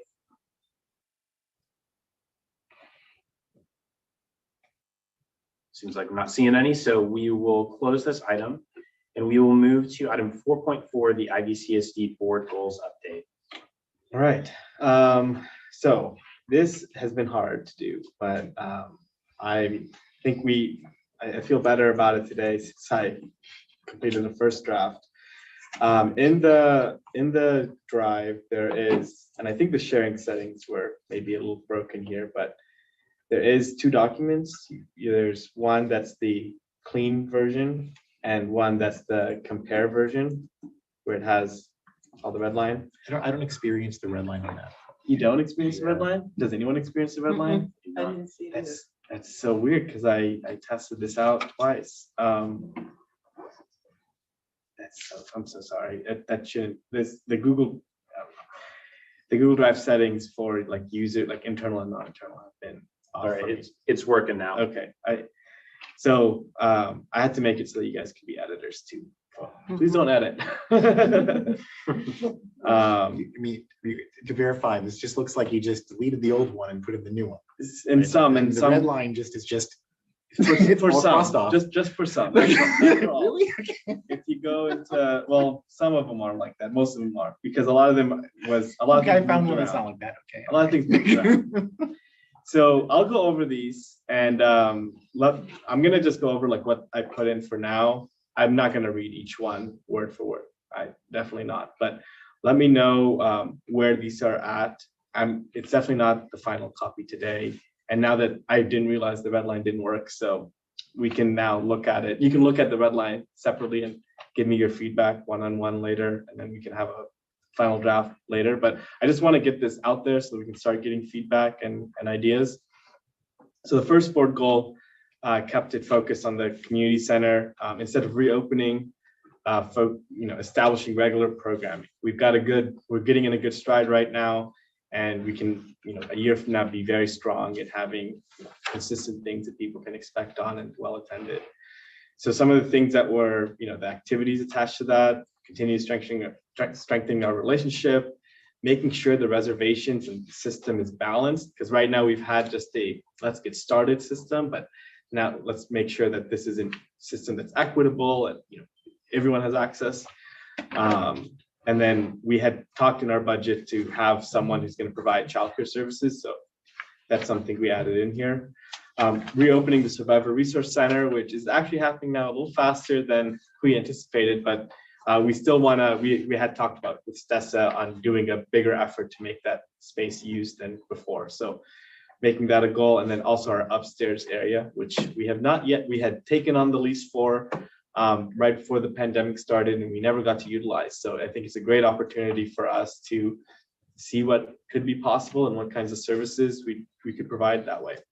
And then I shifted some of the nightlife planning elements into this one. Maya has started to take on those duties, and she's working on kind of looking at all the work that was done last year on the nightlife outreach, and she'll bring forward something to the board soon of like, here's some ideas and plans. So I moved that into this goal area of the community center. Could I just stop you for a second? Yes. So, okay, so what we're looking at is the 2021 to 24 goals, right? 2022 to 2023. Okay, that's what we're looking at. So I'm sorry, No, it's okay. just a little confused. It's okay. Okay, 2020, okay. So when you say board goal, reopen IV community center, like we've already done that. Yeah. So, but because this was last year's goal, but it was achieved in 2021, that's why you're keeping it as is. You maybe try refreshing. Okay. Yeah. It shouldn't say that anymore. It should say establish regular services and programming at the Isla Vista Community Center and Community Resource Building. I'm so sorry. I think I put this in like the wrong folder, and I was not able to move it to the right I one. was on the wrong Yeah. document. Yeah. Sorry, I was at the comparison. No, and I just messed up the sharing settings here. It's just blew my plan for how to go about today. So yeah, we'll run with it. And then the last thing was to continue providing additional training to our community spaces program manager. So that's goal 1. Goal 2. This one is mostly the same. The reimagine public safety and expand justice in Isla Vista. We did have one change where we said we wanted to give more leadership in groups like IV Safe. Well, that was one thing from the retreat. So I wrote that in, but maybe we want to write that in more explicitly. That was one where I struggled with, like, how do we want to write that? And maybe I could get some input from you guys on that. But I shifted some of the nightlife safety elements into this goal. So this goal has those in here now. That one's mostly unchanged. The next goal, this is a new goal. So this is exciting to look at. Ensure the district services and operations are effective, transparent, utilized, and properly resourced. We talked about this at the retreat. It was one of the biggest topics of making sure things are working well and are being utilized and staffed appropriately and actually effective. And so I made it into its own goal. And I did bring up the idea that there is no goal in the district to do our, have strong financials and good operations. So I think that also meets that sense as well. So things like having even established metrics for us to use, we don't really have that, but that was a discussion we started, making sure we're appropriately staffed. Here's one. This one looks like a short sentence. It's going to be huge. Is seeing how we currently operate, and that's how we were operating when we were just 2 employees, and we still are kind of with the same kind of structure now that we have 5, and now we're going to maybe have 6. So reassessing that status quo and seeing what could work better for our growth. This one we talked about a lot today is reestablishing IV Beautiful. That's definitely going to be a critical thing for the next year. This is a carryover one. The library issue continues. And then this is the community festival one, which was somewhere else before. And I moved it into here. The next one is an update of the community engagement goal, establishing the district's brand and reach to all stakeholders. So that's clear, clearly heard during the retreat. We need to have a strong brand and a strong way to represent ourselves. And last time was, let's get our operation going. Let's have a community engagement and start expanding awareness. So now it's, let's solidify our brand and reach everybody using what we've already built over the last year. So the first thing is to do a brand audit and get everything, on the same brand that's public facing. Here's one that I definitely have, I kind of heard split opinions of the retreat on this, but we had a community advisory board for the community center, but then we weren't able to really execute that during COVID. And it's been hard, like we didn't get any interest in rejoining the board. And so we could make a more concerted effort. We could readapt this thing into something more broad. I don't know. So I think that's one where I want to see, like, I put this in because it's something that is kind of a vestige that we said we would do. And it was in a previous goal or in another goal from last session. But I just didn't get a good sense of where we were at. So love to hear thoughts on, should we make this a priority? Should we just not? Should we change it? Yeah, so then the next one is more substantial, which is ownership of community facilities and improvement of public infrastructure. This one's mostly the same, but there's some key changes. So we've always had take everything necessary to transfer ownership of these buildings. That's always been a goal. This is a new one, which I changed. You all can tell me if like maybe I was too brazen here, but it used to say, you know, continue working on the lighting expansion plan, and it said that in 2 places. So I kept that in the safety area, and I moved from the long term up to the short term to begin merging CSA 31 into the district for lighting and sidewalks. And just to give you another note, it does come up again in long term with the deadline, which is the 2024 general election. But in the short term goal, it's to just start the efforts and start asking questions and start the conversation, because we'd have to do it now if we wanted to have it happen this side of the decade. So yeah, other things, you know, supporting more compost piles and gardens, like we've already discussed. This is a pretty long goal, but it's about the community, the compost collective, and we did make a strong effort of saying, you know, we want to have additional revenue and a new program structure to grow and stabilize. Yes, and this one I think has come up a couple times. I think we need to figure out a way to do this. We have a legislation committee, but you know, identifying funding sources and other partnerships with our elected leaders being to help fund this infrastructure that we want. Board goal, long-term goals. So the first one is largely unchanged. I did make the discussion about move out in here more explicit, because that was something big we talked about in the retreat. Was not you know, we do want to fix all waste and sustainability issues, but move out is like a very specific problem. So I made it more specific to move out right here. Number 2, this one I did edit significantly too, just because now we know so much more than we did a year ago on parking and transportation and land use. And so it kind of actually has a sequence to it, which is, you know, complete the parking study, complete the STEP grant, become more informed in the master plan, have a public process to look at potential focused updates, and then eventually, you know, look to get something passed by the board of supervisors and coastal commission. So this is mostly the same content. I think it's just organized better now and more clear of what we're trying to do. These 2, board goal 3 long-term and board goal 4 long-term, are unchanged from the floor, except for one. Dr. Topliff has brought this up a few times, and it was discussed at the retreat of looking to advocate the social host and festival ordinance that are specific to Isla Vista. So that would be one I added from that input. And then, yeah, this is unchanged, this long-term ownership goal. So I'm really sorry again that the original plan for this didn't work out, but you know, this is my summary now, and you can definitely take time to like deeply look at them and see it.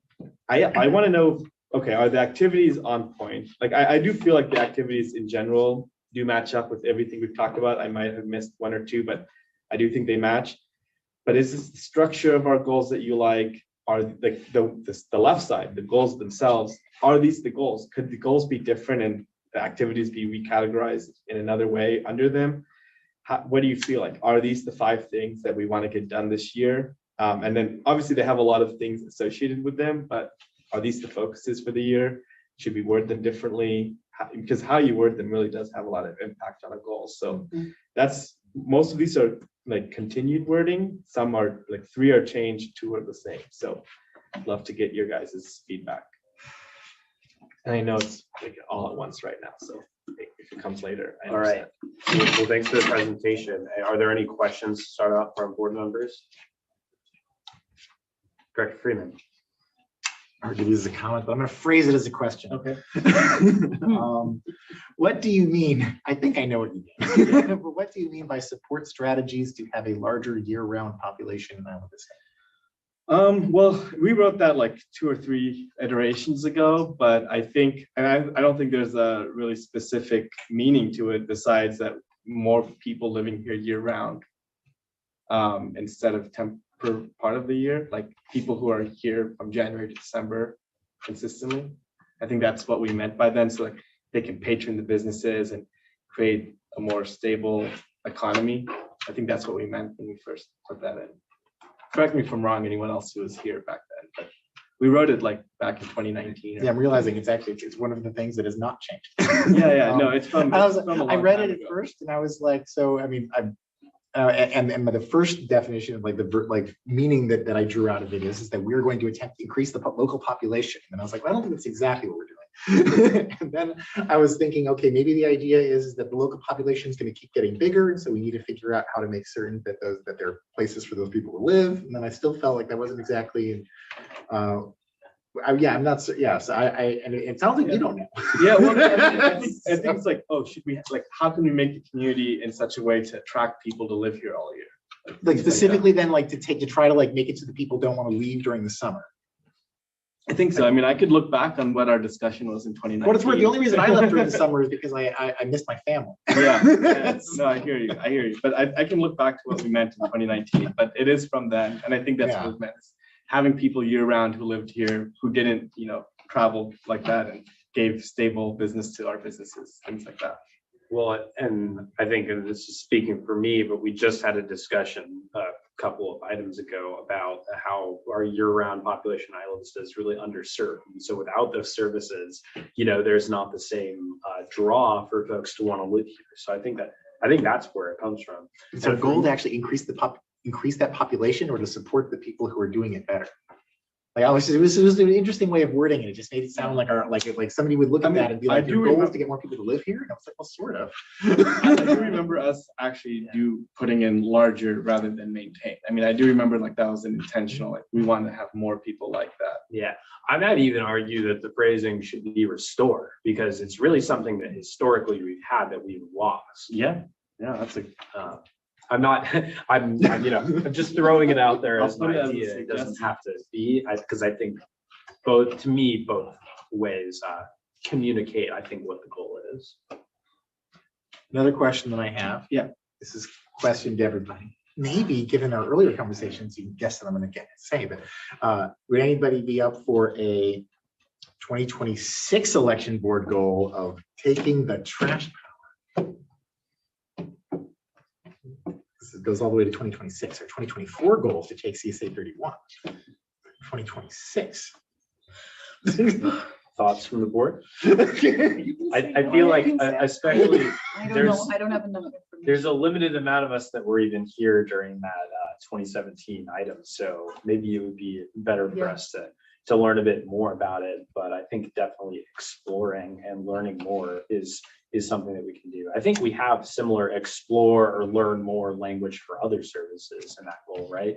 Yeah, so coordinating. Here's what we have for this one. This is a trash related one. I had made it more explicit to move out right here, but we can make it less or more generalized again to like look towards taking on more trash power. So I can add that as an additional sentence here to, make that an additional focus, or it could be like a 1.6 kind of thing. So like a explore, take actions towards exploring the, taking on the trash powers from the county.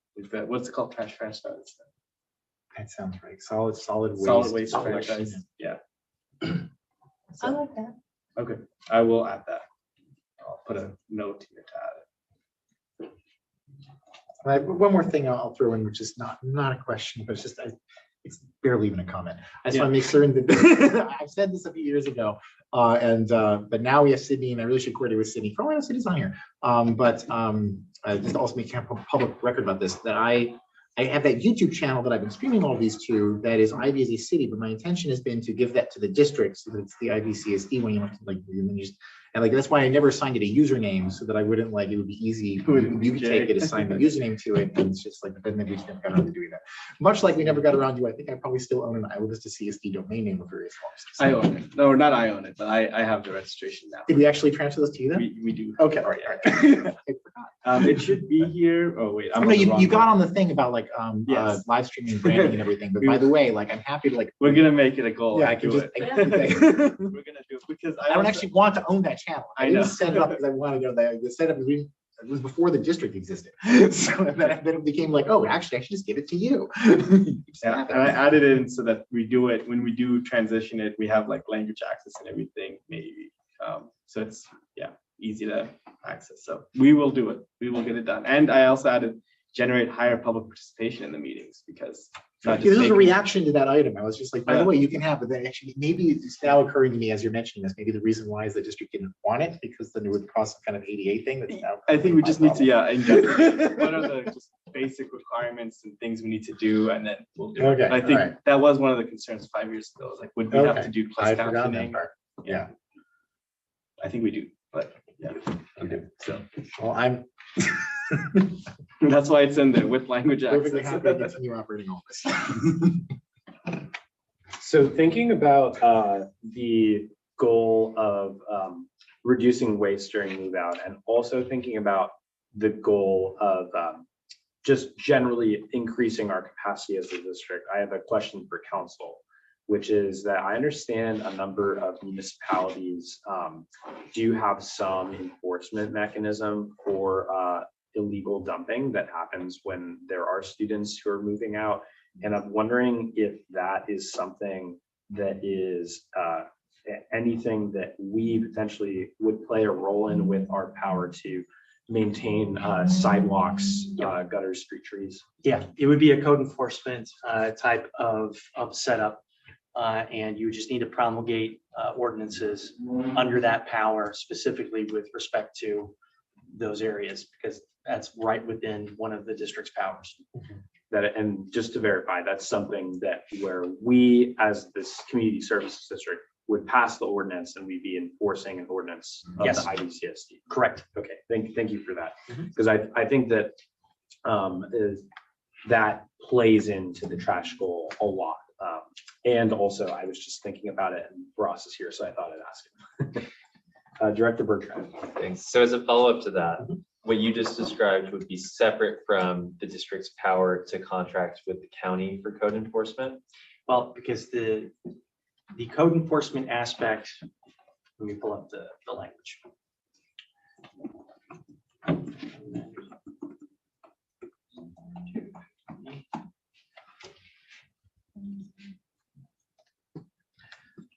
Okay, so the language we've been talking about is in D1G. And that is acquire, construct, improve, and maintain sidewalks, lighting, gutters, and trees. So to the extent that the dumping of unwanted items occurs on sidewalks and gutters, then there is the ability to enforce a violation of the maintenance of it. So the provision that talks about code enforcement is in a different section, and it's in a G or F. G. Because it's also in G4. It's basically the same language, modified slightly to say to supplement the level of service provided by the county or county service area number 31.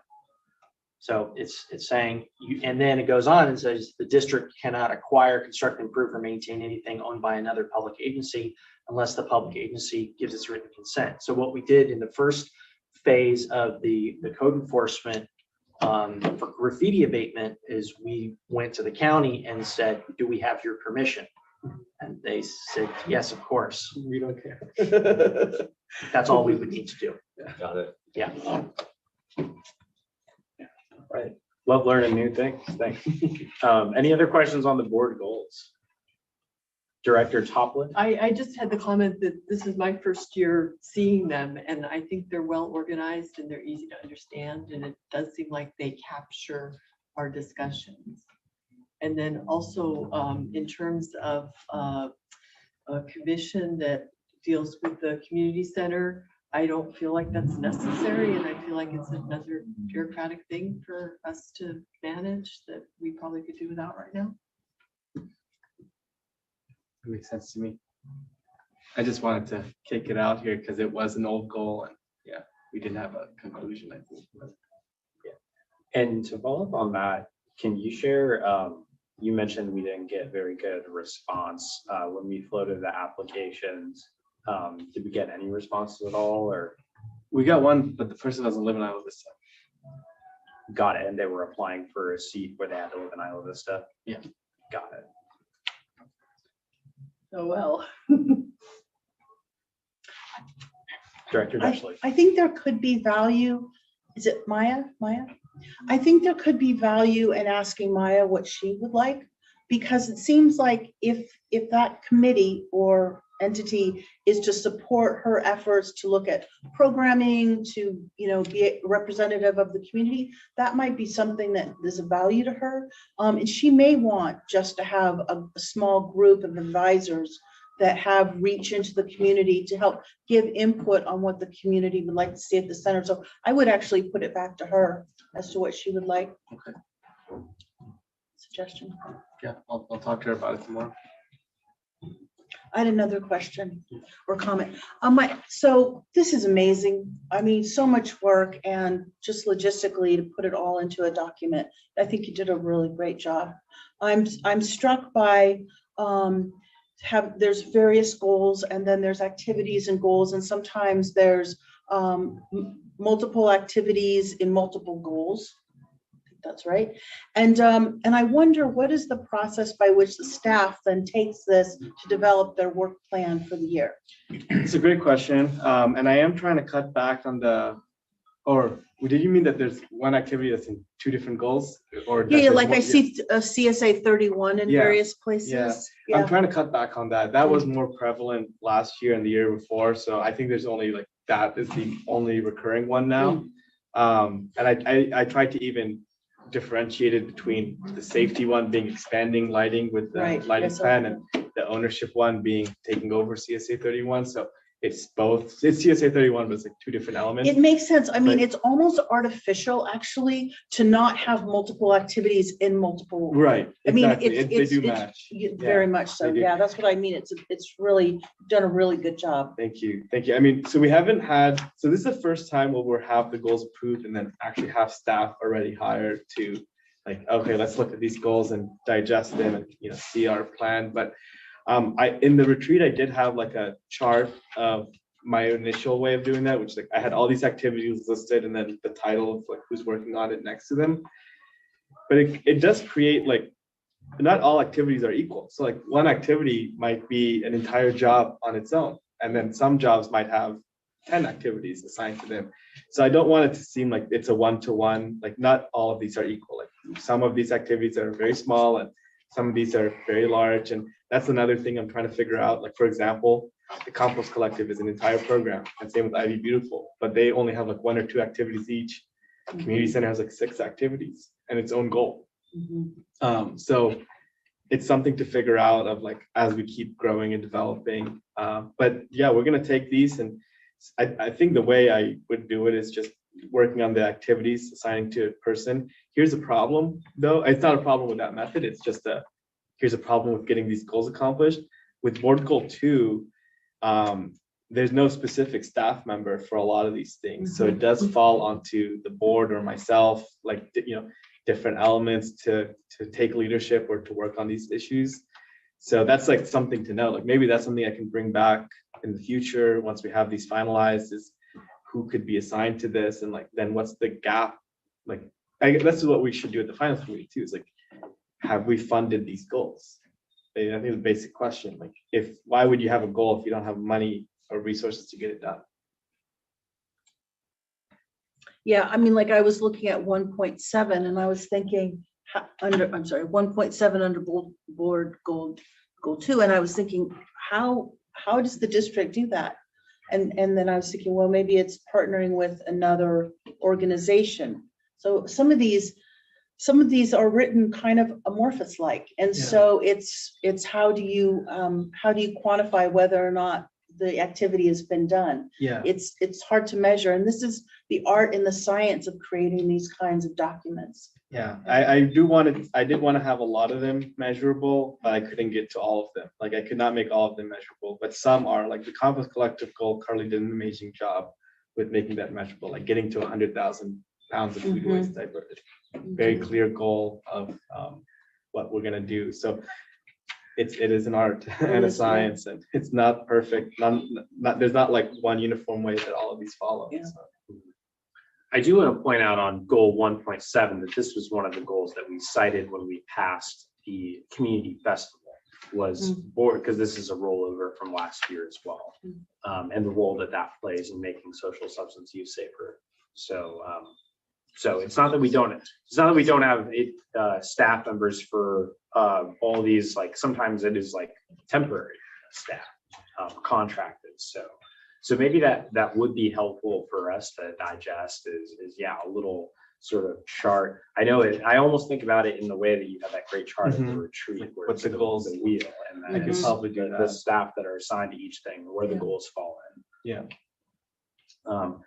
And I think too, one other just idea that I have, because I see we have a number of different things that we do that are related to climate and sustainability, but we don't have a dedicated goal that speaks to that issue. I couldn't figure it out. They're kind of floating around different ones because Yeah. they touch on all these different things. But I think that might be cool to see, is to have an explicit goal to try and improve environmental sustainability in Isla Vista.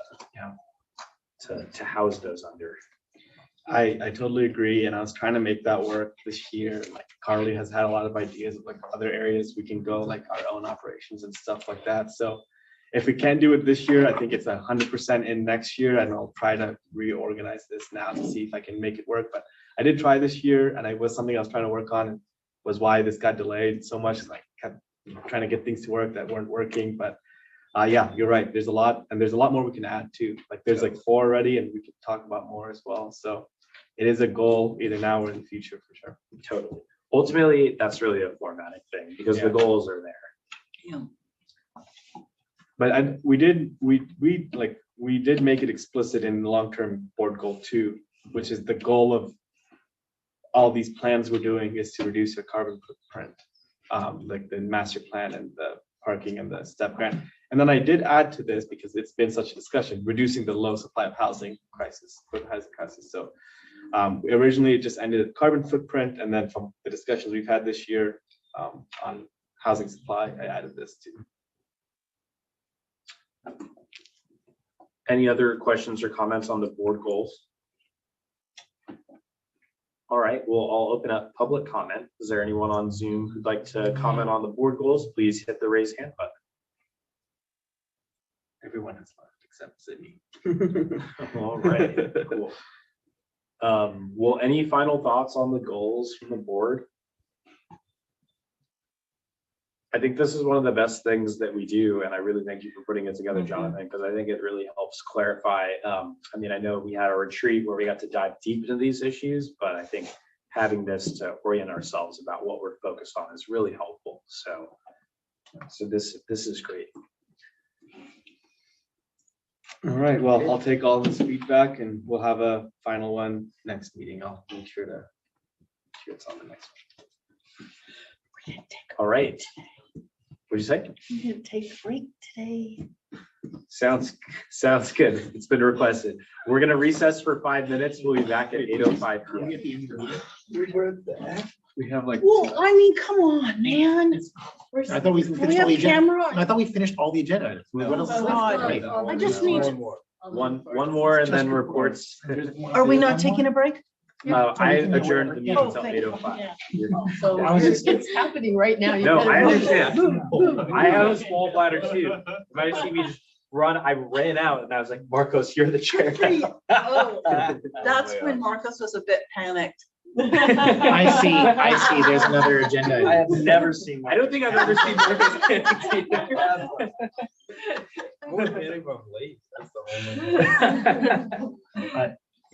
My reaction was only because because I was like, I've been sitting there for that agenda. I normally have the infinite stamina and I have been just dying today. And I was just like, no, we're at the end. We're at the end. We're not at the end. We're not at the end. We're not at the end. We can, Been sitting for. Can we put us on What? until 8 o'clock? Especially expensive to talk about a small platter.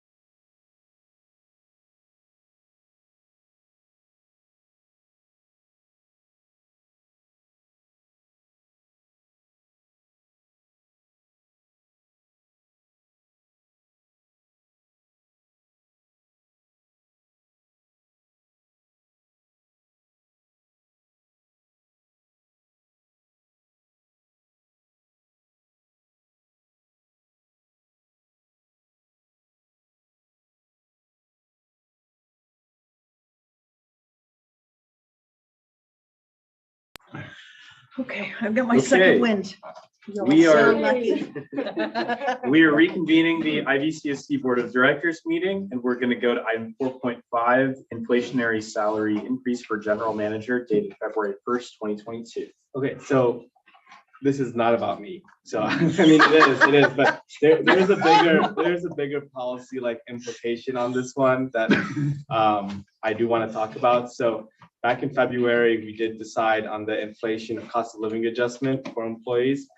The board, like the sense I got from the board was this should maybe be like a thing that everyone automatically gets in January or at some time in the year that we determine. And we are also doing our compensation study right now too. So I put this on here, one, because it did seem like everyone should get it, but it does have a lot of implications if everyone gets it. Like if you give it to me now, then, you know, we logically should apply that 7.5% to others who are permanent employees. So that's one implication. If we did that, like, is it a blanket thing or is it not? Because we didn't take that vote on it being that way. It was more of a sentiment that was expressed. But then the other thing to figure out is we had this compensation study coming soon. It was supposed to be here for today, but as you know, things get delayed like a couple of days, and then now they're booted to the next board meeting, sadly. But that's hopefully be at the next board meeting. But we need to figure out, you know, our system in general for when raises happen and for what and how and why. So do we have our inflation raises? Do we do those all in February? And is that an automatic thing for everybody? And do we adjust those ranges like with whatever the calculation we decide on it being? Like this time we said 7.5%, that's what CPI was. So we added that to all the ranges. You know, Ross was telling me about a situation he just experienced where one general manager had his CPI and performance raises were like at 2 different times, and it created like 2 different base salaries for that position. And that's kind of messy, and I don't know if we want to do that either. It doesn't really make sense to me. We're also doing our market. So our compensation study is supposed to tell us, are our ranges for our positions on the right scale for the market? But it's also supposed to tell us it's supposed to give us guidance or ideas of what our policy preference is for performance pay. Like we've never had that. We have told our past practices have been, oh, employees, you get a 6-month salary review into your term. We kind of we want to move away from that and into something different than that. So yeah, that's kind of the different contours, I guess, of this decision. So it's not just about giving me a 7.5% inflation raise, even though that seemed to be like the board's sentiment that we want to apply this inflation adjustment on our ranges and give people that. But maybe that's not, and maybe we want to do it differently. So I wouldn't be offended if you didn't vote for this today. It's all good, because I think the bigger goal is to figure out what is our system for raises. Like, is it a blanket inflation or cost of living allowance in February 1 for everyone? Is it not? I mean, it's fine either way, but I think it's a decision to make. And then we do have like ranges being potentially updated. Maybe we don't agree with it and we don't do it, but that is a decision coming soon, as you know, by June. And there are budget repercussions for making those decisions. Like if we change our ranges from, you know, X to X times 2, then our budget grows by that much. And so, and what you make someone's salary now can have implications on how you adjust someone's salary later. So if you say like, oh, this person's at 100 or 107, 75, but then you're doing like the market adjustment, it could factor into the discussion. And again, like Ross, I don't know if you want to give the example now that you were telling me about, but he was at a district yesterday that's kind of in the similar boat as us. Yeah, the problem that district was dealing with is that the budgeting for cost of living increases for staff members happens in September. But the general manager's review doesn't happen until after the beginning of the year, and inflation had increased dramatically. So the staff were getting a 4.9% CPI increase. The general manager was looking at 8.5%. And the board of directors is like, well, their cost of living went up too. And they were trying to balance out how do you deal with the fact that you've got the basically two inflation numbers based on how far up the hierarchy you are. And so we had a significant discussion, and then in open session, we had a vote that the general manager was going to be brought in line with what the other employees experienced. And then we actually moved the review process to happen to be consistent with when the employees were being budgeted for their CPI increases, so that you didn't have the difference between the regular employees and an executive management type of a position. And what further complicated, as Jonathan alluded to, is that by contract, the CPI calculation and the merit performance review happened at the same time. So the later into the new calendar year, the general manager's review went, the more potential disparity there would be. And if you just move the CPI increase, well, then you'd still have him at two different levels of pay, which impacts them much differently than it does here, because they're a PERS subscriber. So, and that has a pretty big impact for their finance department, for the general manager, of course, and how it's all calculated out. So aligning those review processes and CPI calculations is probably going to be something that the board should consider as inflation continues to do what it's going to do until the Fed does what it's going to do. Yeah, and so I guess we're trying to figure this out. I mean, we do have a report coming soon on this topic, but this was an action we already took earlier this year before, like we took this action and then decided to do this report too. That was in the same actually vote, was we said, let's adjust the ranges for everybody.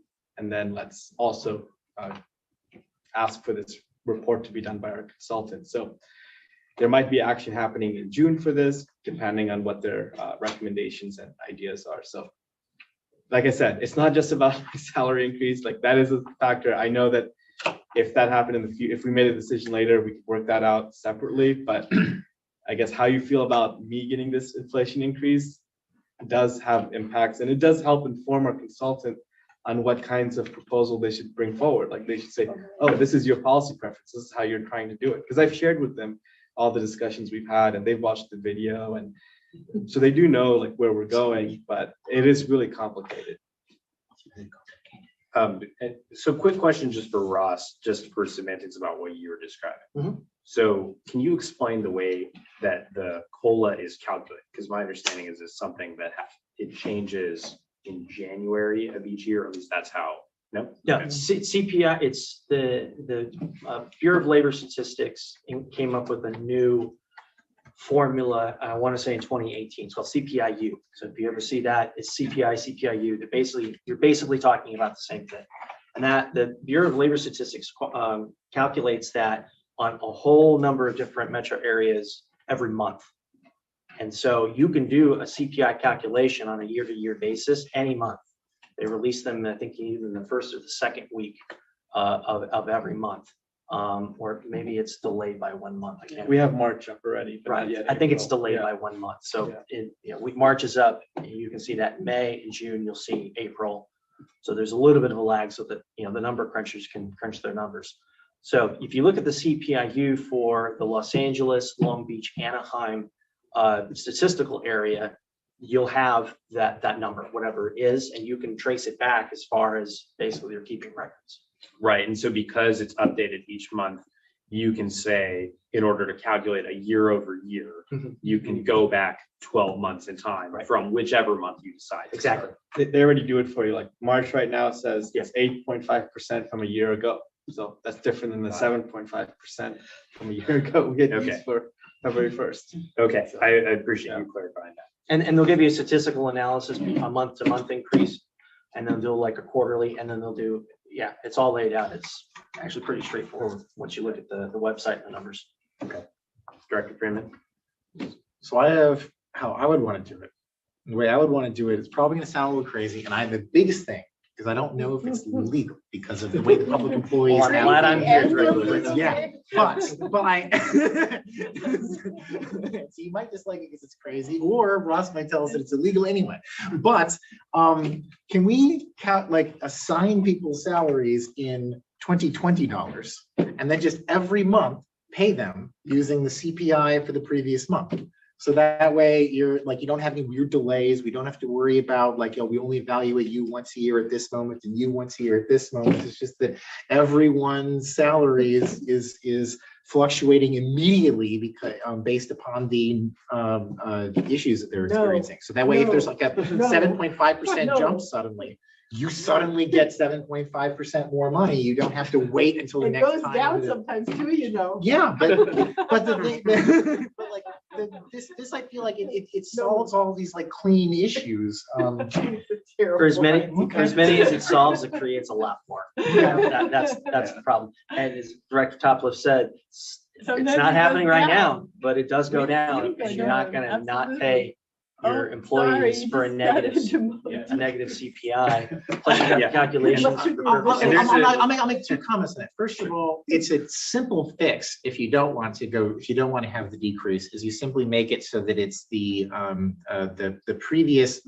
most previous peak of the CPI over the course of the like trailing months. And the second thing is that if we don't do it when it goes down, I don't actually know how we fund this district long term. Like the reason why I was excited to give our employees CPI increases, and the reason why I've been so strongly supportive of it at both here and when it came up at LAFCO, I mean, I actually like was fighting in order to give Mike a bigger raise at LAFCO, is because I was also saying that for our district, our revenue scales with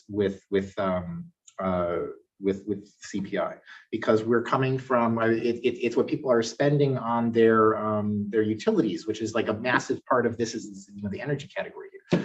And so it's the extent to which we're giving employees increases when it goes up and not giving them decreases when it goes down. We're just going to increase it when it goes up, and then we're just not going to have any money. And then we will have to, I guess, start firing people or defaulting. So I actually am concerned by the idea of not doing when it goes down. And then if we're not going to do it when it goes down, then I feel like now that explains why you see people who are like, well, do we really want to give a CPI increase? I mean, this was experienced. There were people at the LAFCO meeting who were pointing out that, like, it's like sometimes you get, a flush year and this thing, and we can't just, but I don't think it says that much of a default. Like I disagree with taking it as such a given that you can't fluctuate up and down with the numbers, because otherwise I think it turns into a massive fight with everybody. But I also will say that it seems like an easy patch to fix if you didn't want it to go down and you still wanted to try to pull it off. It's just the previous peak. But I appreciate that it's crazy, but I also feel like it's right. I think it does right by the employees, and it also does right by the taxpayers, and all of the other alternatives I've heard do bad by somebody. And I feel like that's unfortunate. But it does right when inflation's going down. But that's the thing is that if your cost of living is going down, the question is do we either not pay that amount and increase, or do we just default as a district? We have to go to the taxpayers in order to compensate you for something that you weren't like. So that's why, I mean, at least doing the previous peak, for example, has the benefit where even though it might go down and somebody might get grandfathered into a higher salary range, you don't treat that as the new baseline for later CPI increases. Because otherwise you can imagine if all that happens is that every year it goes either up or down by 5%. So it goes up by 5%, down by 5%, up by 5%, down by 5%. And you keep doing a CPI increase when it goes up, and then you just leave it alone when it stays. And then you treat that as a new baseline instead of assigning the salary to be like $20 at previous peak. You're going to give a CPI increase 5%, you just the salary ratchets to infinity. Yeah. And so and so that's why I think you start getting all these weird concerns that come up about how we do all the calculation and the gloriousness of just deciding what it is you're trying to achieve. I'm trying to make it so that my employees feel the same at all times, that their salary is related to their costs. And then you assign that, and that's going to be the algorithm I started with. But I still think previous peak is better than trying to do CPI reevaluations every certain period of time. And certainly it solves all the other problems. But I appreciate that it's weird. And I know there's all sorts of public employee issues with the way that we report on people's salaries and all the databases. Right. But I don't think it's as funny as you seem to make it, because I actually think that it does wrong by people, and we're going to end up firing somebody in the future. And I think that laughter is going to have to come back when we have to make a decision about not having enough money anymore in order to pay people. So who handles the paychecks? ADT? ADP, yeah. ADP. I'm just wondering how ADP would handle a constantly fluctuating month to month? Oh, you just input the salary whenever you want for Okay. someone. And then in terms of the simple retirement? It's a percent. Okay. This is the time that I wish we had an actual person that did HR issues. Yep. Yeah, You need a because, finance person. because I don't feel equipped to know the answers here. Yeah, I mean, I think just your discussion's good because our HR consultant will at least listen to this and review what our, concerns or thoughts and feelings are. They just can't always make it to these kind of things, but Yeah. I mean, I definitely feel like I'm sure we could look at precedent that's happening in other local governments, how they're handling this same issue, and that would help us. Well, I right? mean, it is helpful in so much as it can be one way to look at it. But I take to what Director Freeman is saying, like, look, this sounds crazy. It's because it's different than what everybody else is doing. Yeah. There's one question of legality. There's another question of administratively, and then there's another question of financially. And I can look at the legality. I can't tell you about the administrative. Yeah. Your general manager does, and I can't tell you about the financial. Your financial consultant should. But you're right. In a larger organization, the HR director and the finance director would put their heads together and they'd pull in the city attorney or the district council and say, okay, here's what we got, here's what we got, here's what we got, and here is a potential, plan. So, yeah, I think it has, my initial response is, I think it has a tendency to bring up more problems than it solves. But I will also say that I come from a very conservative background in advising public agencies who like to find a way to do it and keep doing that until they have to change something. Not right or wrong, just simply that's the way it is. There may be something there. And The end result of the LAFCO discussion is I think Mike got screwed. I think that Mike did not end up getting the CPI increase that everyone seemed to want to do because they kind of hid the CPI increase behind a bunch of other like performance increases and things you're talking about with and when I pointed out the math for it and demonstrated that he had been screwed, the commentary started coming back about, well, how are we going to deal with in the future and all sorts of these things that's kind of why I'm coming at this almost from a compassionate standpoint of like, I've seen somebody get like eaten and chewed up by this and lose what I think was in like 4% that they should have had. So sure, it certainly the idea of thinking of a new way is consistent with this board's approach to trying to foster local democracy, local civic support, local civic servants, civil servants. And so, I would need to talk to the folks who know a lot more about this than I do to see what rules may apply in terms of the legality. And it may be something that's very simple of nobody's ever done it that way, but it's not illegal, in which case it turns back to the administrative into the financial, or someone may say, no, these specific rules apply and you wouldn't be able to do it that way, in which case it would be a moot point. But I'm happy to ask the question of, well, if other people don't like it, for all I know, the employees wouldn't like it. So I just wanted to throw it out there. I'll tell you what, I'm probably having a conversation with one of those colleagues tomorrow. If I happen to mention it and I happen to get an answer, I may just happen to send it to you. All right. I have more to say. Okay, I just want to throw something out there too.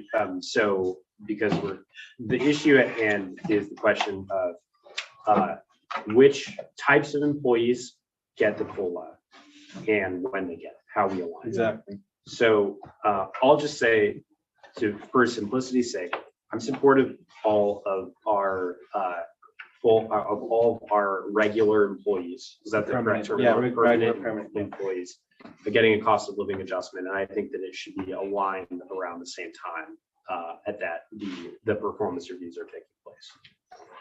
Okay, so I guess we should do inflation increase, like let's say February 1st next year. It doesn't have to be, I'm just saying, for example. So February 1st next year, and then in January and into February, maybe I will work on the performance reviews for all the employees, and then the board will work on mine, and then we'll make all these decisions in February, which is kind of like the best month because it makes the budget at least clear. Like, here's what your salary costs are, and those are like the hardest costs you have.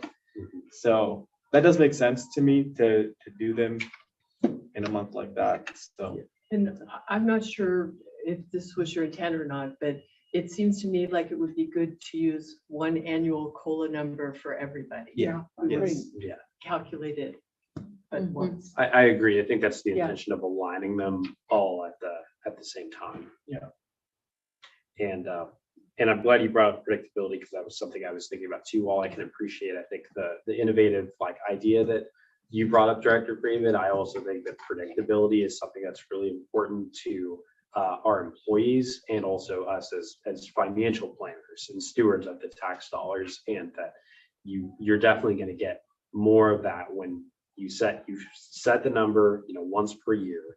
We don't go back and adjust our budget, by an inflationary factor each month either. That would be a lot of heavy administrative tasks, very difficult to do. So I don't want to dismiss the idea at hand because I think it's interesting. And I could see, honestly, that being something that different employers in the private sector pioneer, as time goes on, because I can see the merit there. This budget adjustment issue, for what it's worth, is the kind of thing that I'm not when you think about constraints that a public government has, that I was kind of bringing up, and I was I'm not certain about. You bring it up that's actually a really interesting point. For what it's worth, just I will not. There's not a final argument for it. Just by the way, just to explain why I would come up with something like this.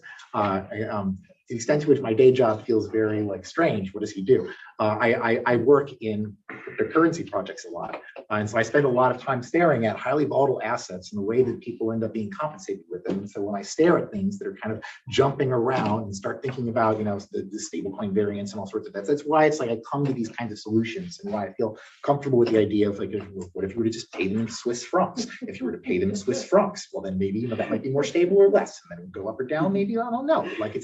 That's not the thing that matters. What matters is that at the end of the day, they can buy the same number of hamburgers every day. And if you can predict that you can buy the same number of hamburgers every day, then you feel comfortable, because the hamburgers mapped you want to be able to make certain that they can pay rent every month. And so if they can predict the number of dollars they come in, but their rent changes, thankfully, rent doesn't necessarily change that quickly because you have yearly rents, but some people don't. So I don't know. That's the kind of thought process I stare at. But, yeah, I always thought we were doing Taco Tuesday. Well, I would just like to say, I don't think you should ever give somebody a decrease in salary unless they're demoted for bad performance. I just think it's so bad for morale, and also people's budgeting and their ability to plan for what they're doing. I just can't foresee that would be a smart thing to do. And everyone's costs went down and our revenue went down. It wouldn't matter. All right. It Well, I guess would we be should an dissolve the district emotional then. thing. No.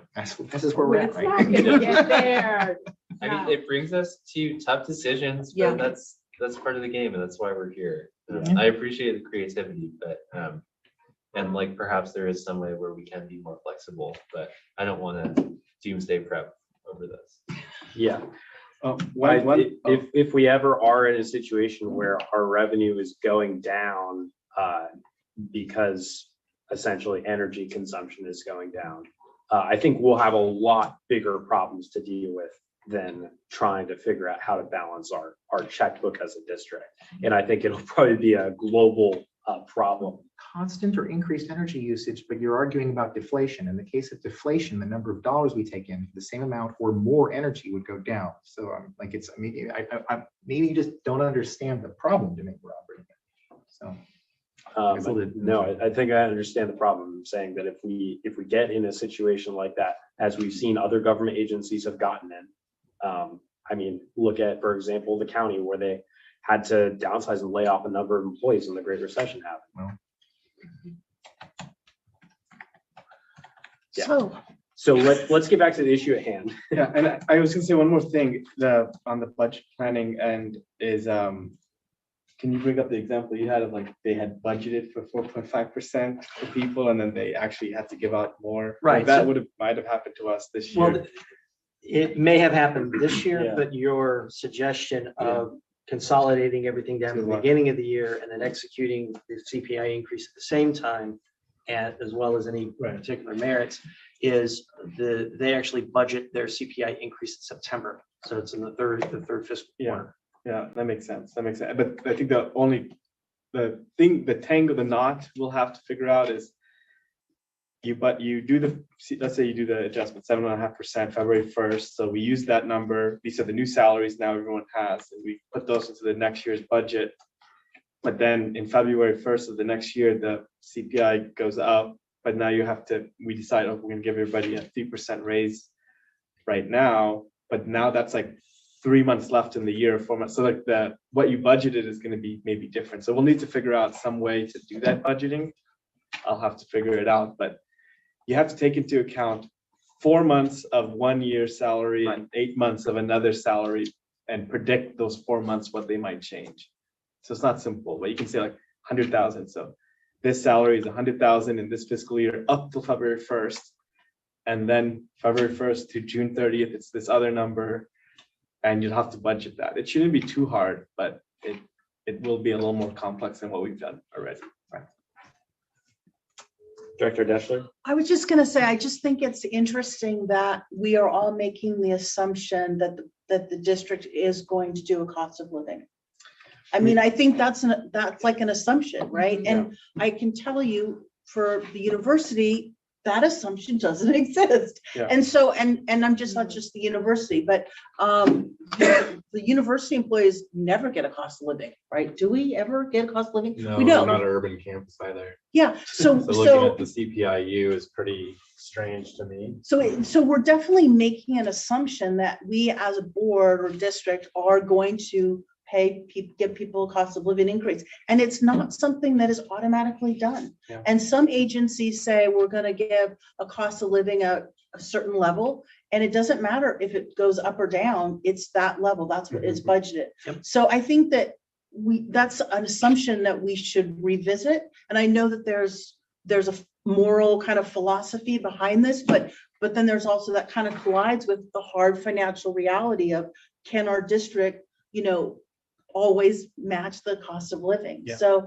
I would say that's one thing I just wanted to say. But yeah, I think that's good you said it, because like the last meeting, I did get a sense that there was like support for that, but I think we need to clarify that. Like, is that what we want to do or not? Right. And I think that's also what we're discussing right now. And I threw out that I Yes. support it. Yeah. You throwing out that you may not. And No, I'm not saying I don't support it. I'm just saying it's an interesting thing that we're making the assumption that we are doing this automatically. And there's some entities that do not do this automatically. They do not give a cost of living. It's some at all. So it's just, there's different extremes. For many of the reasons I pointed out. Yeah, Director Aguilar? I wanted to say I was going to bring up the same points that Director Deschler brought up, just from my own personal experience with the university, which is one of the largest employers in our neighborhood. And it doesn't matter where you are on the ladder and things like that, that doesn't exist. CPIU, as soon as I realized what the U stood for, was like, oh, that's nice. I wish we had the U a couple of blocks down the road, but yeah, so I think it's a lot more murky of a decision than maybe we proposed earlier, like 15 minutes ago, for those reasons. Not as many places are making those choices as we assume. Although it seems like a separate issue whether you want to increase the salary range of a position based on CPI. That seems like an easier thing to commit to. I guess that's another, but it's like, to what end? Like, you're increasing the range to what end? Well, you have more space in the range for any kind of increase you want to give. Yeah, but Or able to give. we're not talking about ranges right now. At least that's not what's on the agenda. But it's right? been part of the issue. I guess it was what led to this. Yeah. We did adjust the ranges that's what the action was taken, was adjust the ranges last time. Could I also ask, so has any of the regular employees gotten a cost of living this year? Two. And so you're the only one?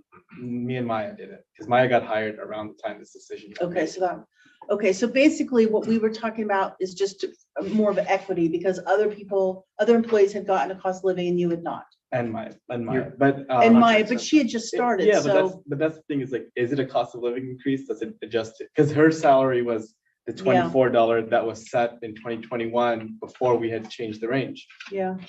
So it does Yeah. affect everyone. Well, it seems like we have created an unequitable situation right now.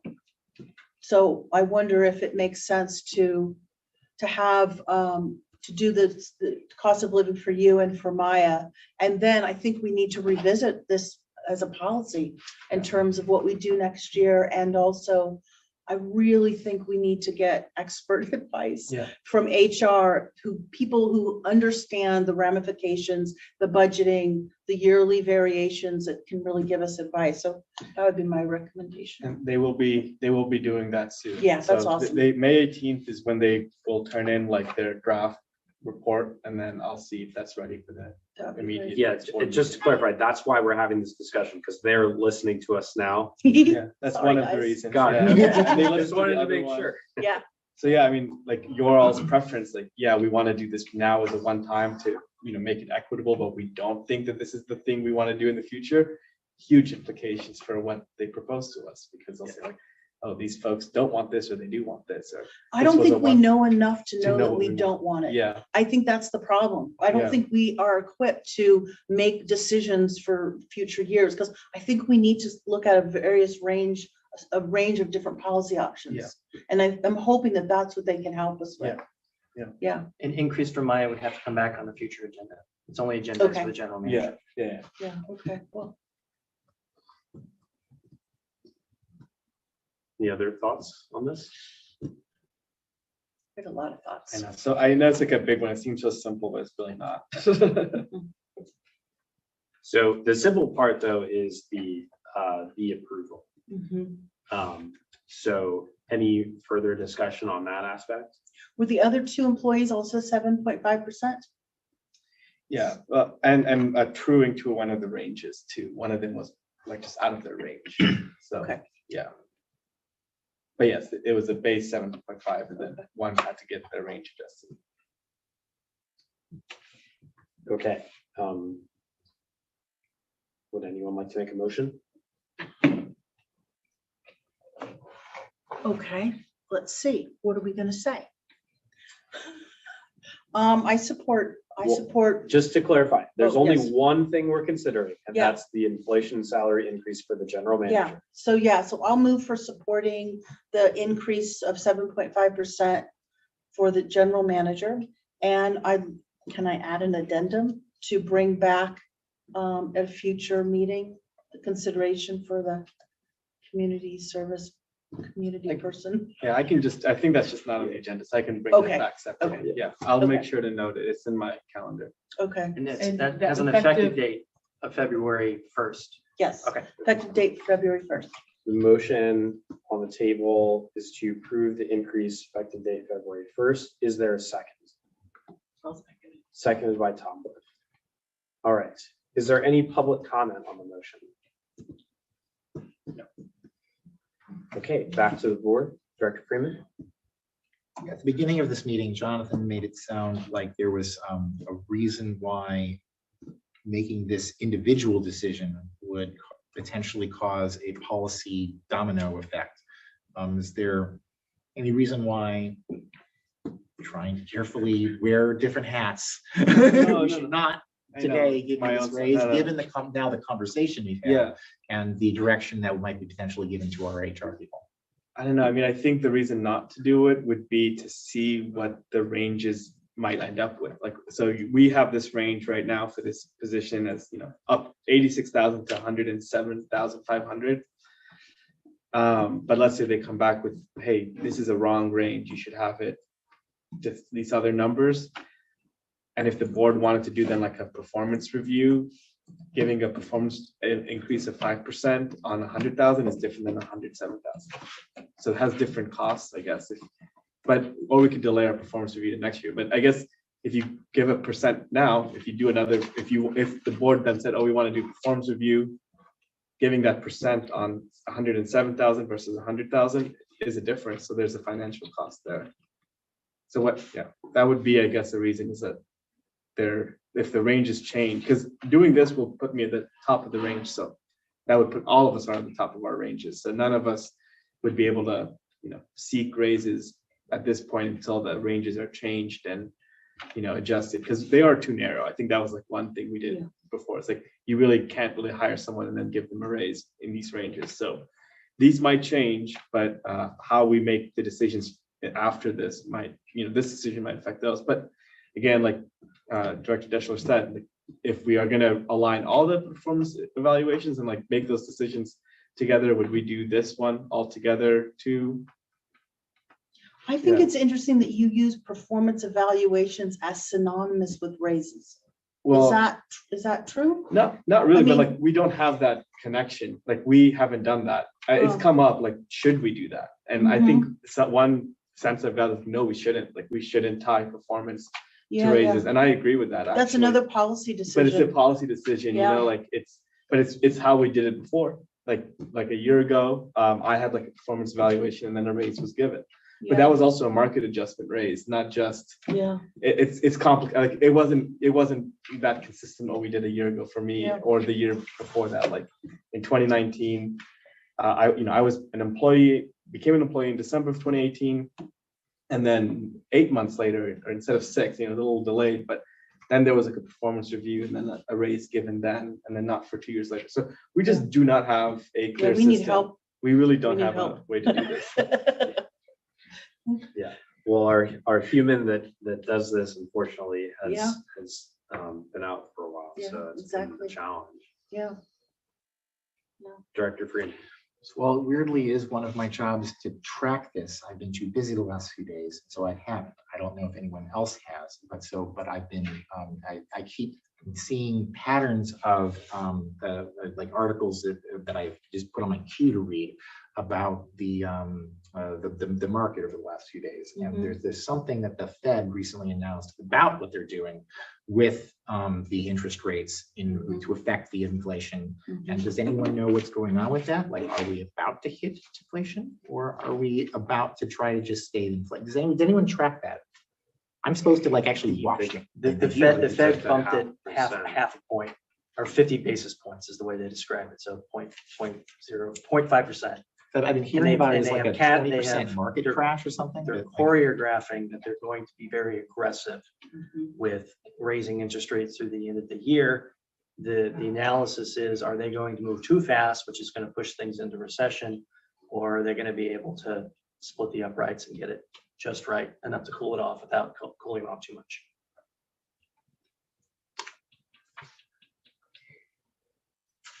So with what you were saying, Director Deschler, about feeling like it's a little bit discombobulated.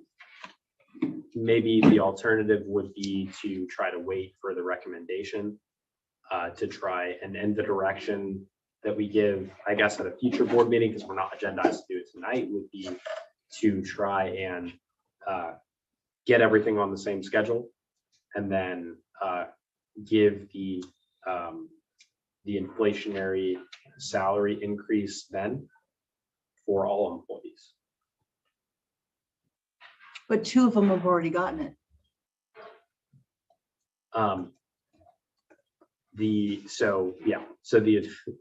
It would be a right size, I guess, then. For Or the a remaining true- 2. A true up, whatever the language Jonathan used was. Well, the true up was on the range, like one person was out of their range. Yeah. So I had to increase them extra to put them back in the same position they were, because the range like totally changed twice, so. That was that part. We haven't given anyone like a performance raise or anything like that.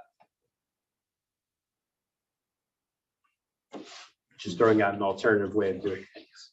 We gotta move this along.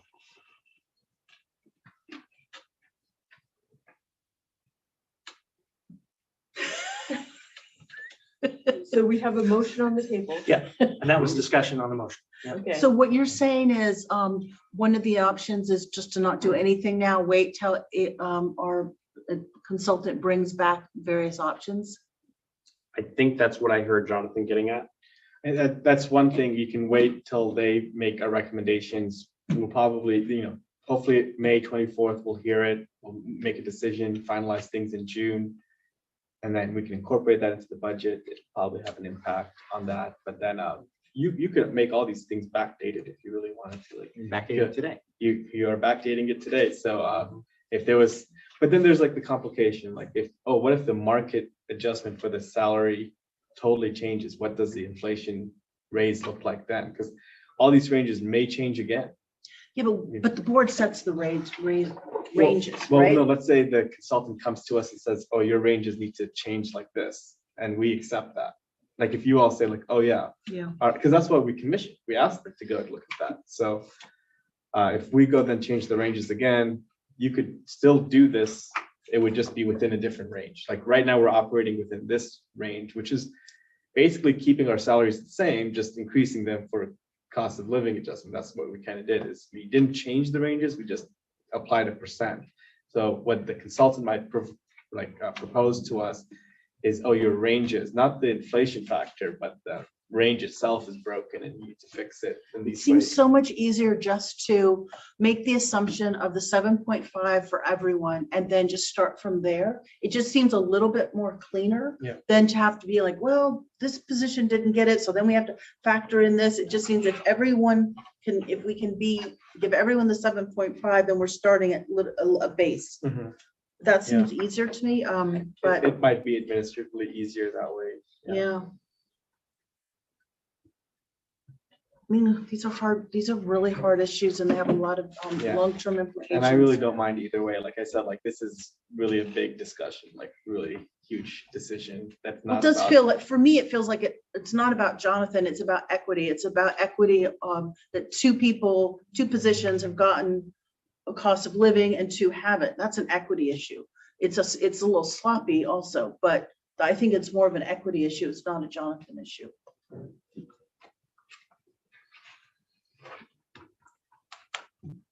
Any other comments from board members? So, oh, go ahead.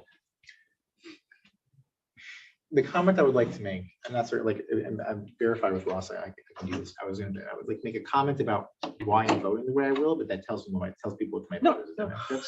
Okay. The discussion is when Well, is the let's time to just- have that to say, this is where I'm at. I'm You gonna can be- always make a substitute motion too. You don't have to vote. That's fine. I'm going to be voting no on this. The reason why I'm going to be voting no on this is because I feel like at this point, because of all of the messiness we have with the previous setup of this and the confusion of where we're going with this in the future, I want to bring in the consultants and have them tell us what to do.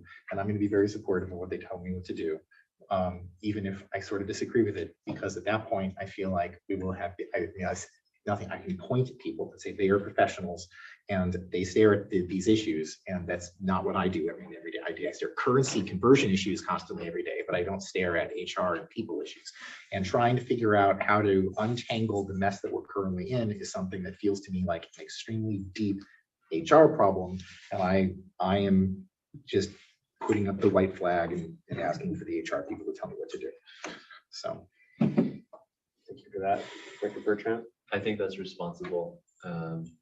Just with that, because I mean, I feel like I could go either way, and feeling in the middle there, I'd rather have guidance to help us figure out how to do it. I think we need to be intentional about moving as quick as the process will allow us to do of getting that back so that we can be good to our entire staff.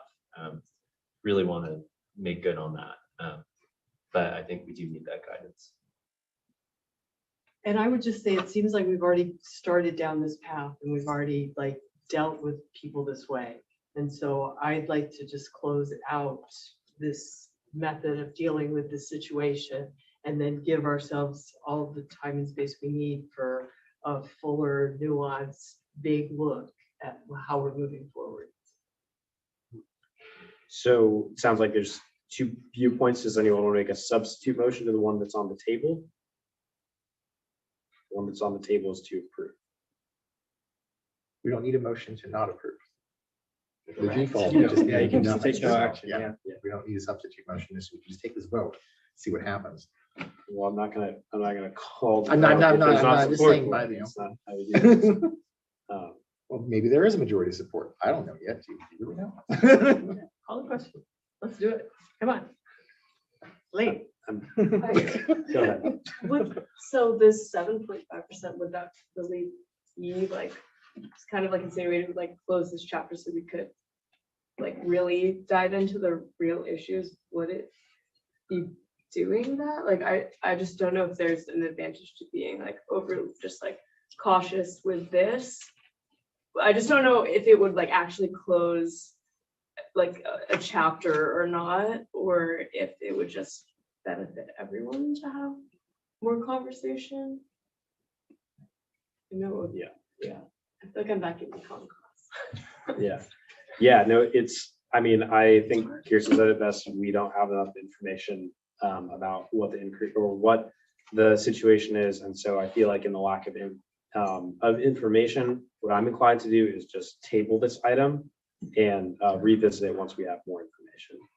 I think that's a good idea, actually. So to do that, either. you I'll have to withdraw move- my motion. Okay. Yep, okay. I have a question, just Mhm. like procedural on that. Would tabling it, could we add something to this agenda item, or would we be creating a separate agenda item to just? They're all independent of each other. Okay, Yeah, you can do whatever next time. okay. Yeah, it just means that we're not considering it, and we'll bring back a future agenda item that deals with this and sounds like the broader issues as well. Okay, so it doesn't have to deal with the exact language that we have now. Yeah, it can be changed. Yep. I would ask, I don't know if it's appropriate, but I would just, if you could give direction to the HR people, is to, because I don't know exactly what they're working on, but if I was giving them advice, I would say, how would you recommend a small district set up their HR program to recognize employees with annual increases, a performance system, just to get advice on how to set up that system? Right, yeah, So that's what they're doing. okay, Yeah, perfect. They're telling us how that system could work. Okay, perfect.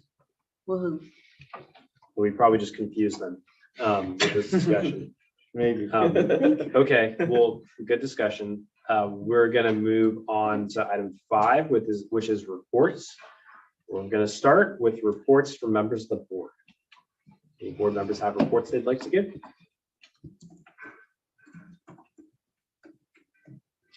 I'll share a report. I had the pleasure of attending the Ivy Food Co-op 50th anniversary during not this past weekend, but the weekend before that on Saturday. It was really great to see everyone there. I know that I think I just missed Sydney and the mobility team that was out there tabling, and it was really fun to enjoy the live music. So congratulations to the Food Co-op on their 50th anniversary. Very well timed, being as that it was during alumni weekend as well. I attended the Isla Vista Safe meeting today. This is a meeting that's organized by the district attorney that got started a number of years ago, kind of faltered and was stopped, and then was put on everyone's calendars about a month and a half ago. So the first item that was discussed was just general safety in Isla Vista and trends.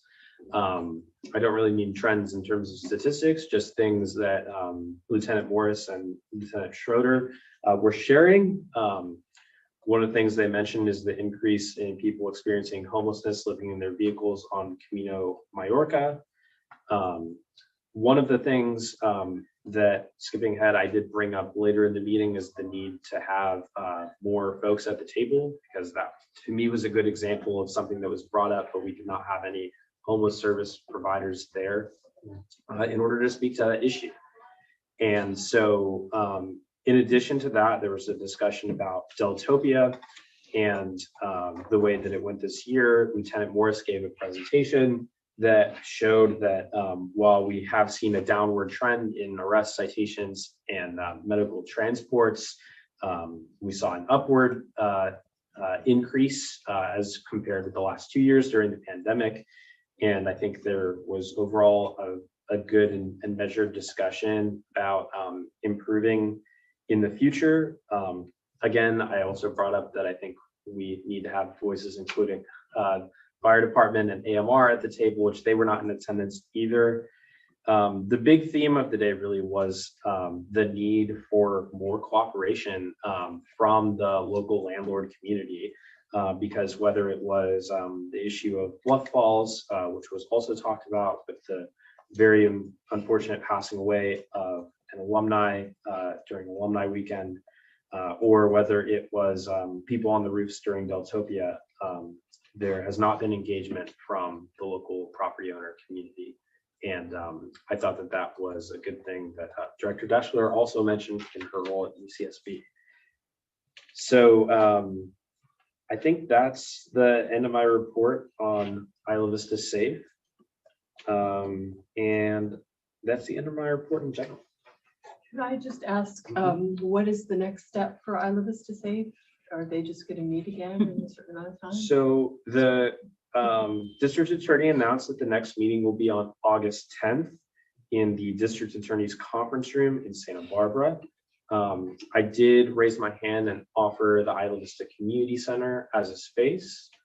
I think that she declined. I wasn't quite sure.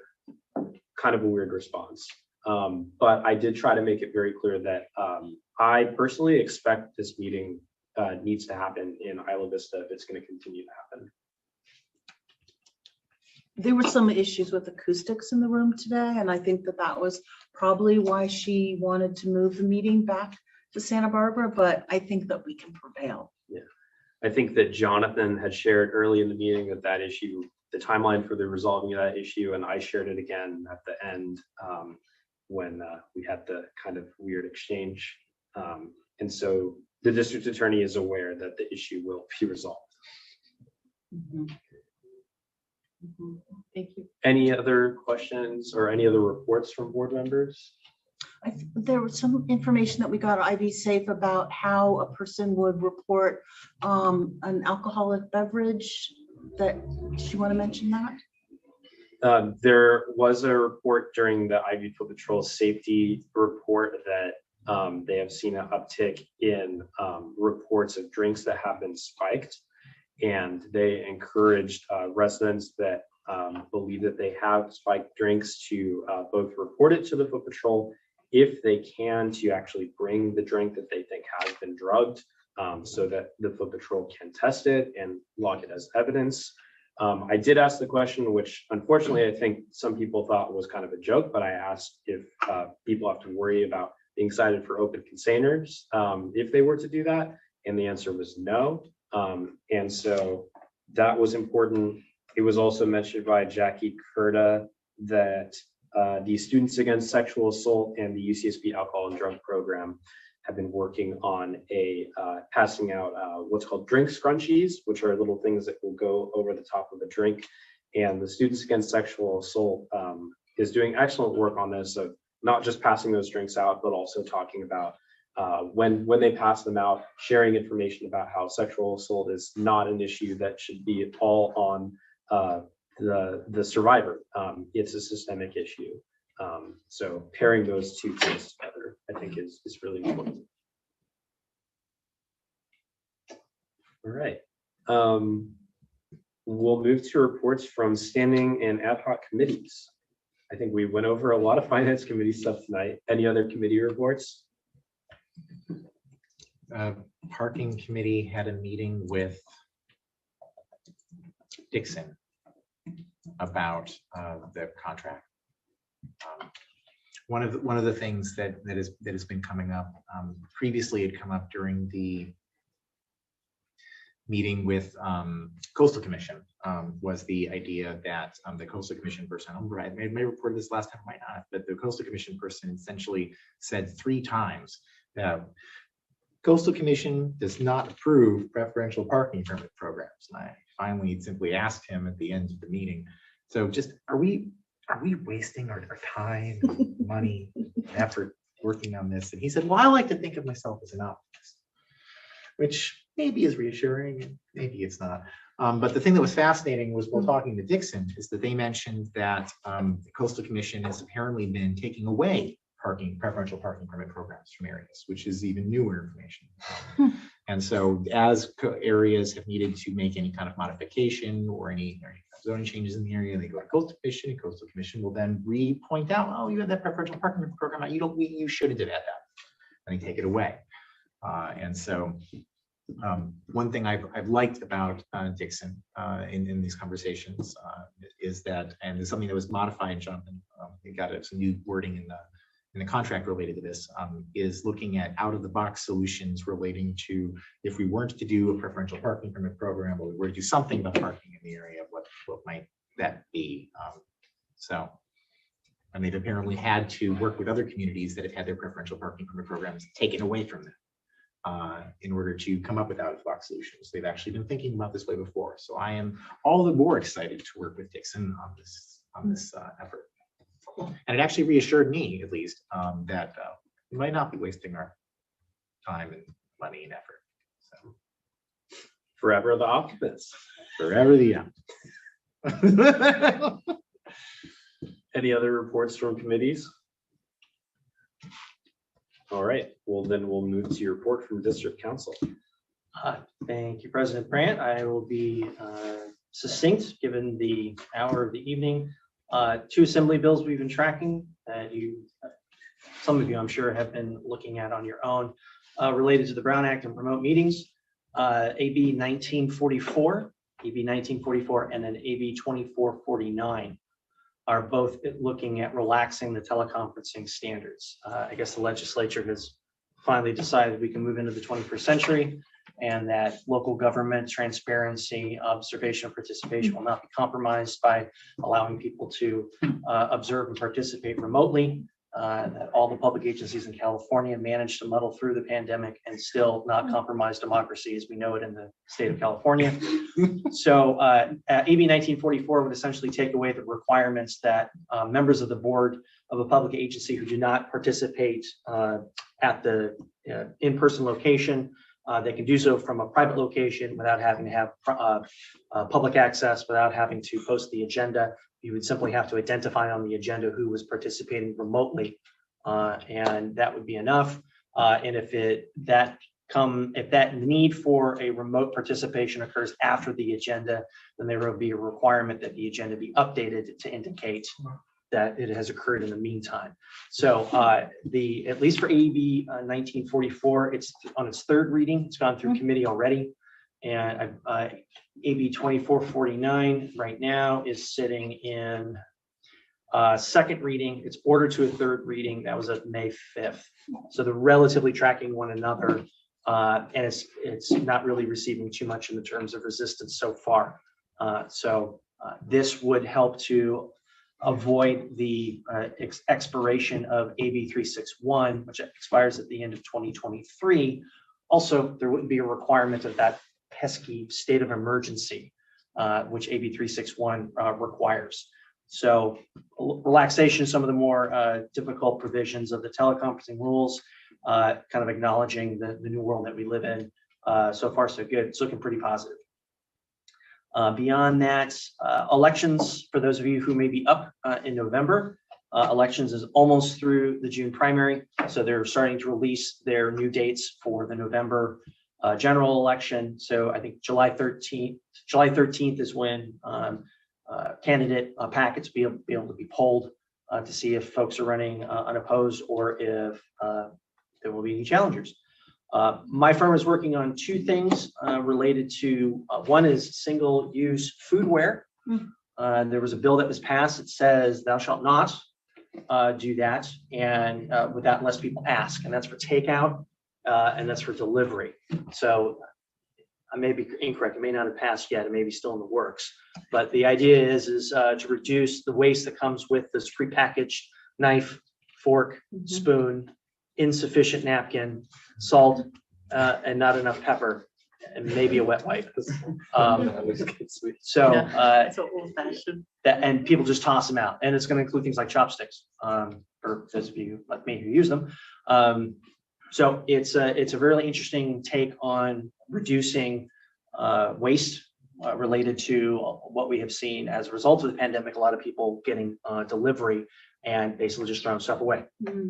When you have elementary school kids like I do, you put them in their lunches and it gets used, so that's nice. But we're continuing to look at some of the aspects of that, like who is the enforcing agency for that? It's a $25 fine, and how are you going to have, like, you call your Grubhub person and you're going to narc on your Grubhub person, or who's going to be the one who's taking the fall, who's the patsy, you know, et cetera, et cetera. So it's still pretty weird. The bigger one is SB 1383, which is the food waste, diverting food that would normally go into a landfill to other programs. From a local enforcement side, the trash haulers and sanitary districts are looking at having all that go into the green bin instead. So it doesn't go to the landfill. It ends up being processed and composted. But there are enforcement requirements that local agencies has to adopt. You all do not, because you don't have a trash power. But if you did, you would. So look for more regulations coming on that. And it's kind of the same thing. How would it be enforced?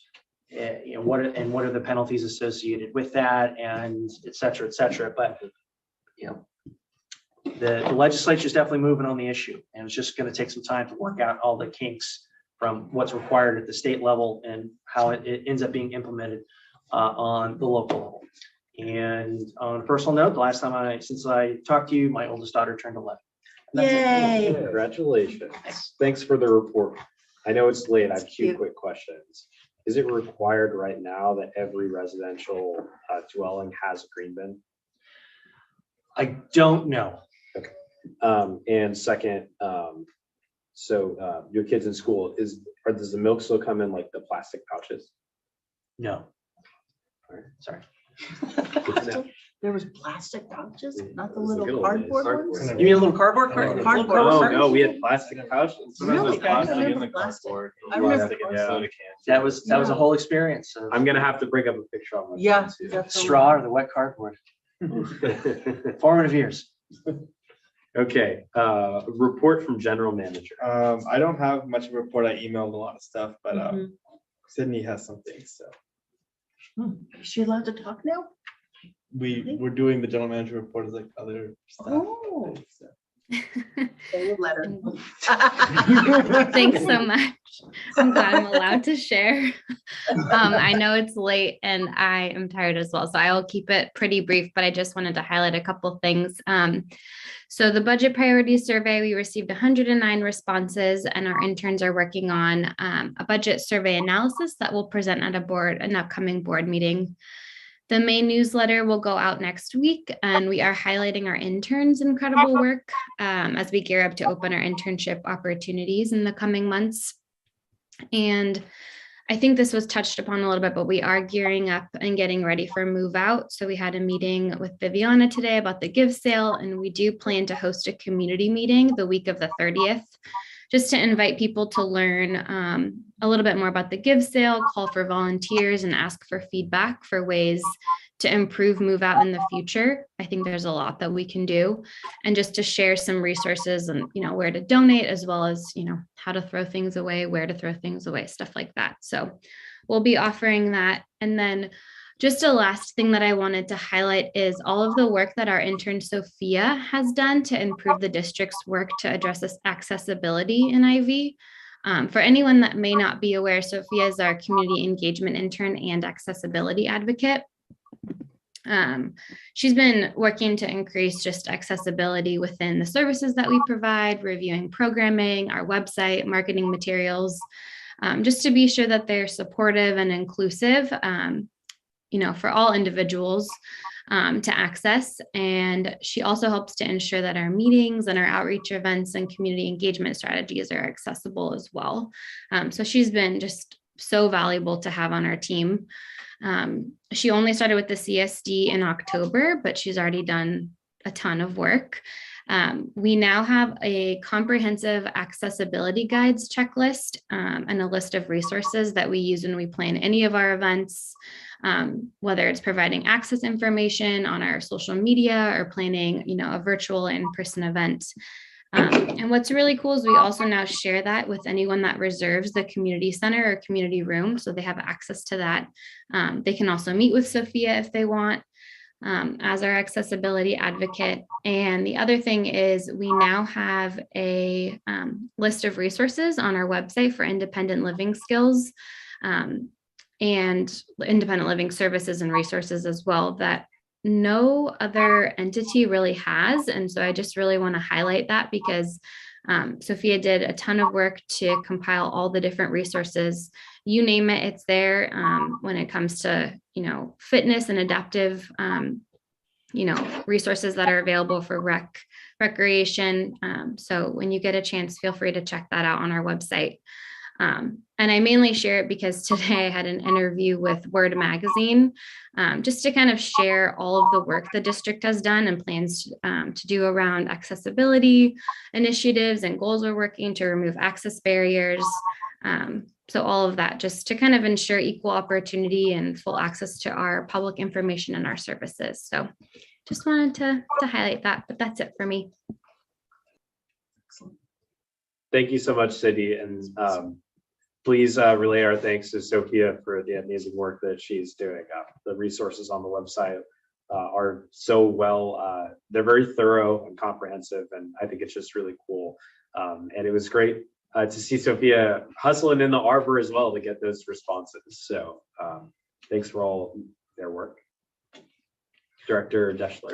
I just wanted to say, Sydney, I really like the things that you're doing, the social media, Facebook, where you say meet different people. I think that's just meet people from the district staff. Yeah, I think that was cool. I wanted to tell you. And then another thing I was thinking of is that it might be nice to have some type of certificate program for our interns so that when they, what? Continue. Oh, when they leave, that we present them with a certificate of, accomplishment or recognition or something, and that, it's pretty. Absolutely. It'll be pretty. We can do that. Yeah. Spencer was saying something to me when I was saying something. Sorry, I was just thinking about that. Oh, you were? Great minds. Yeah.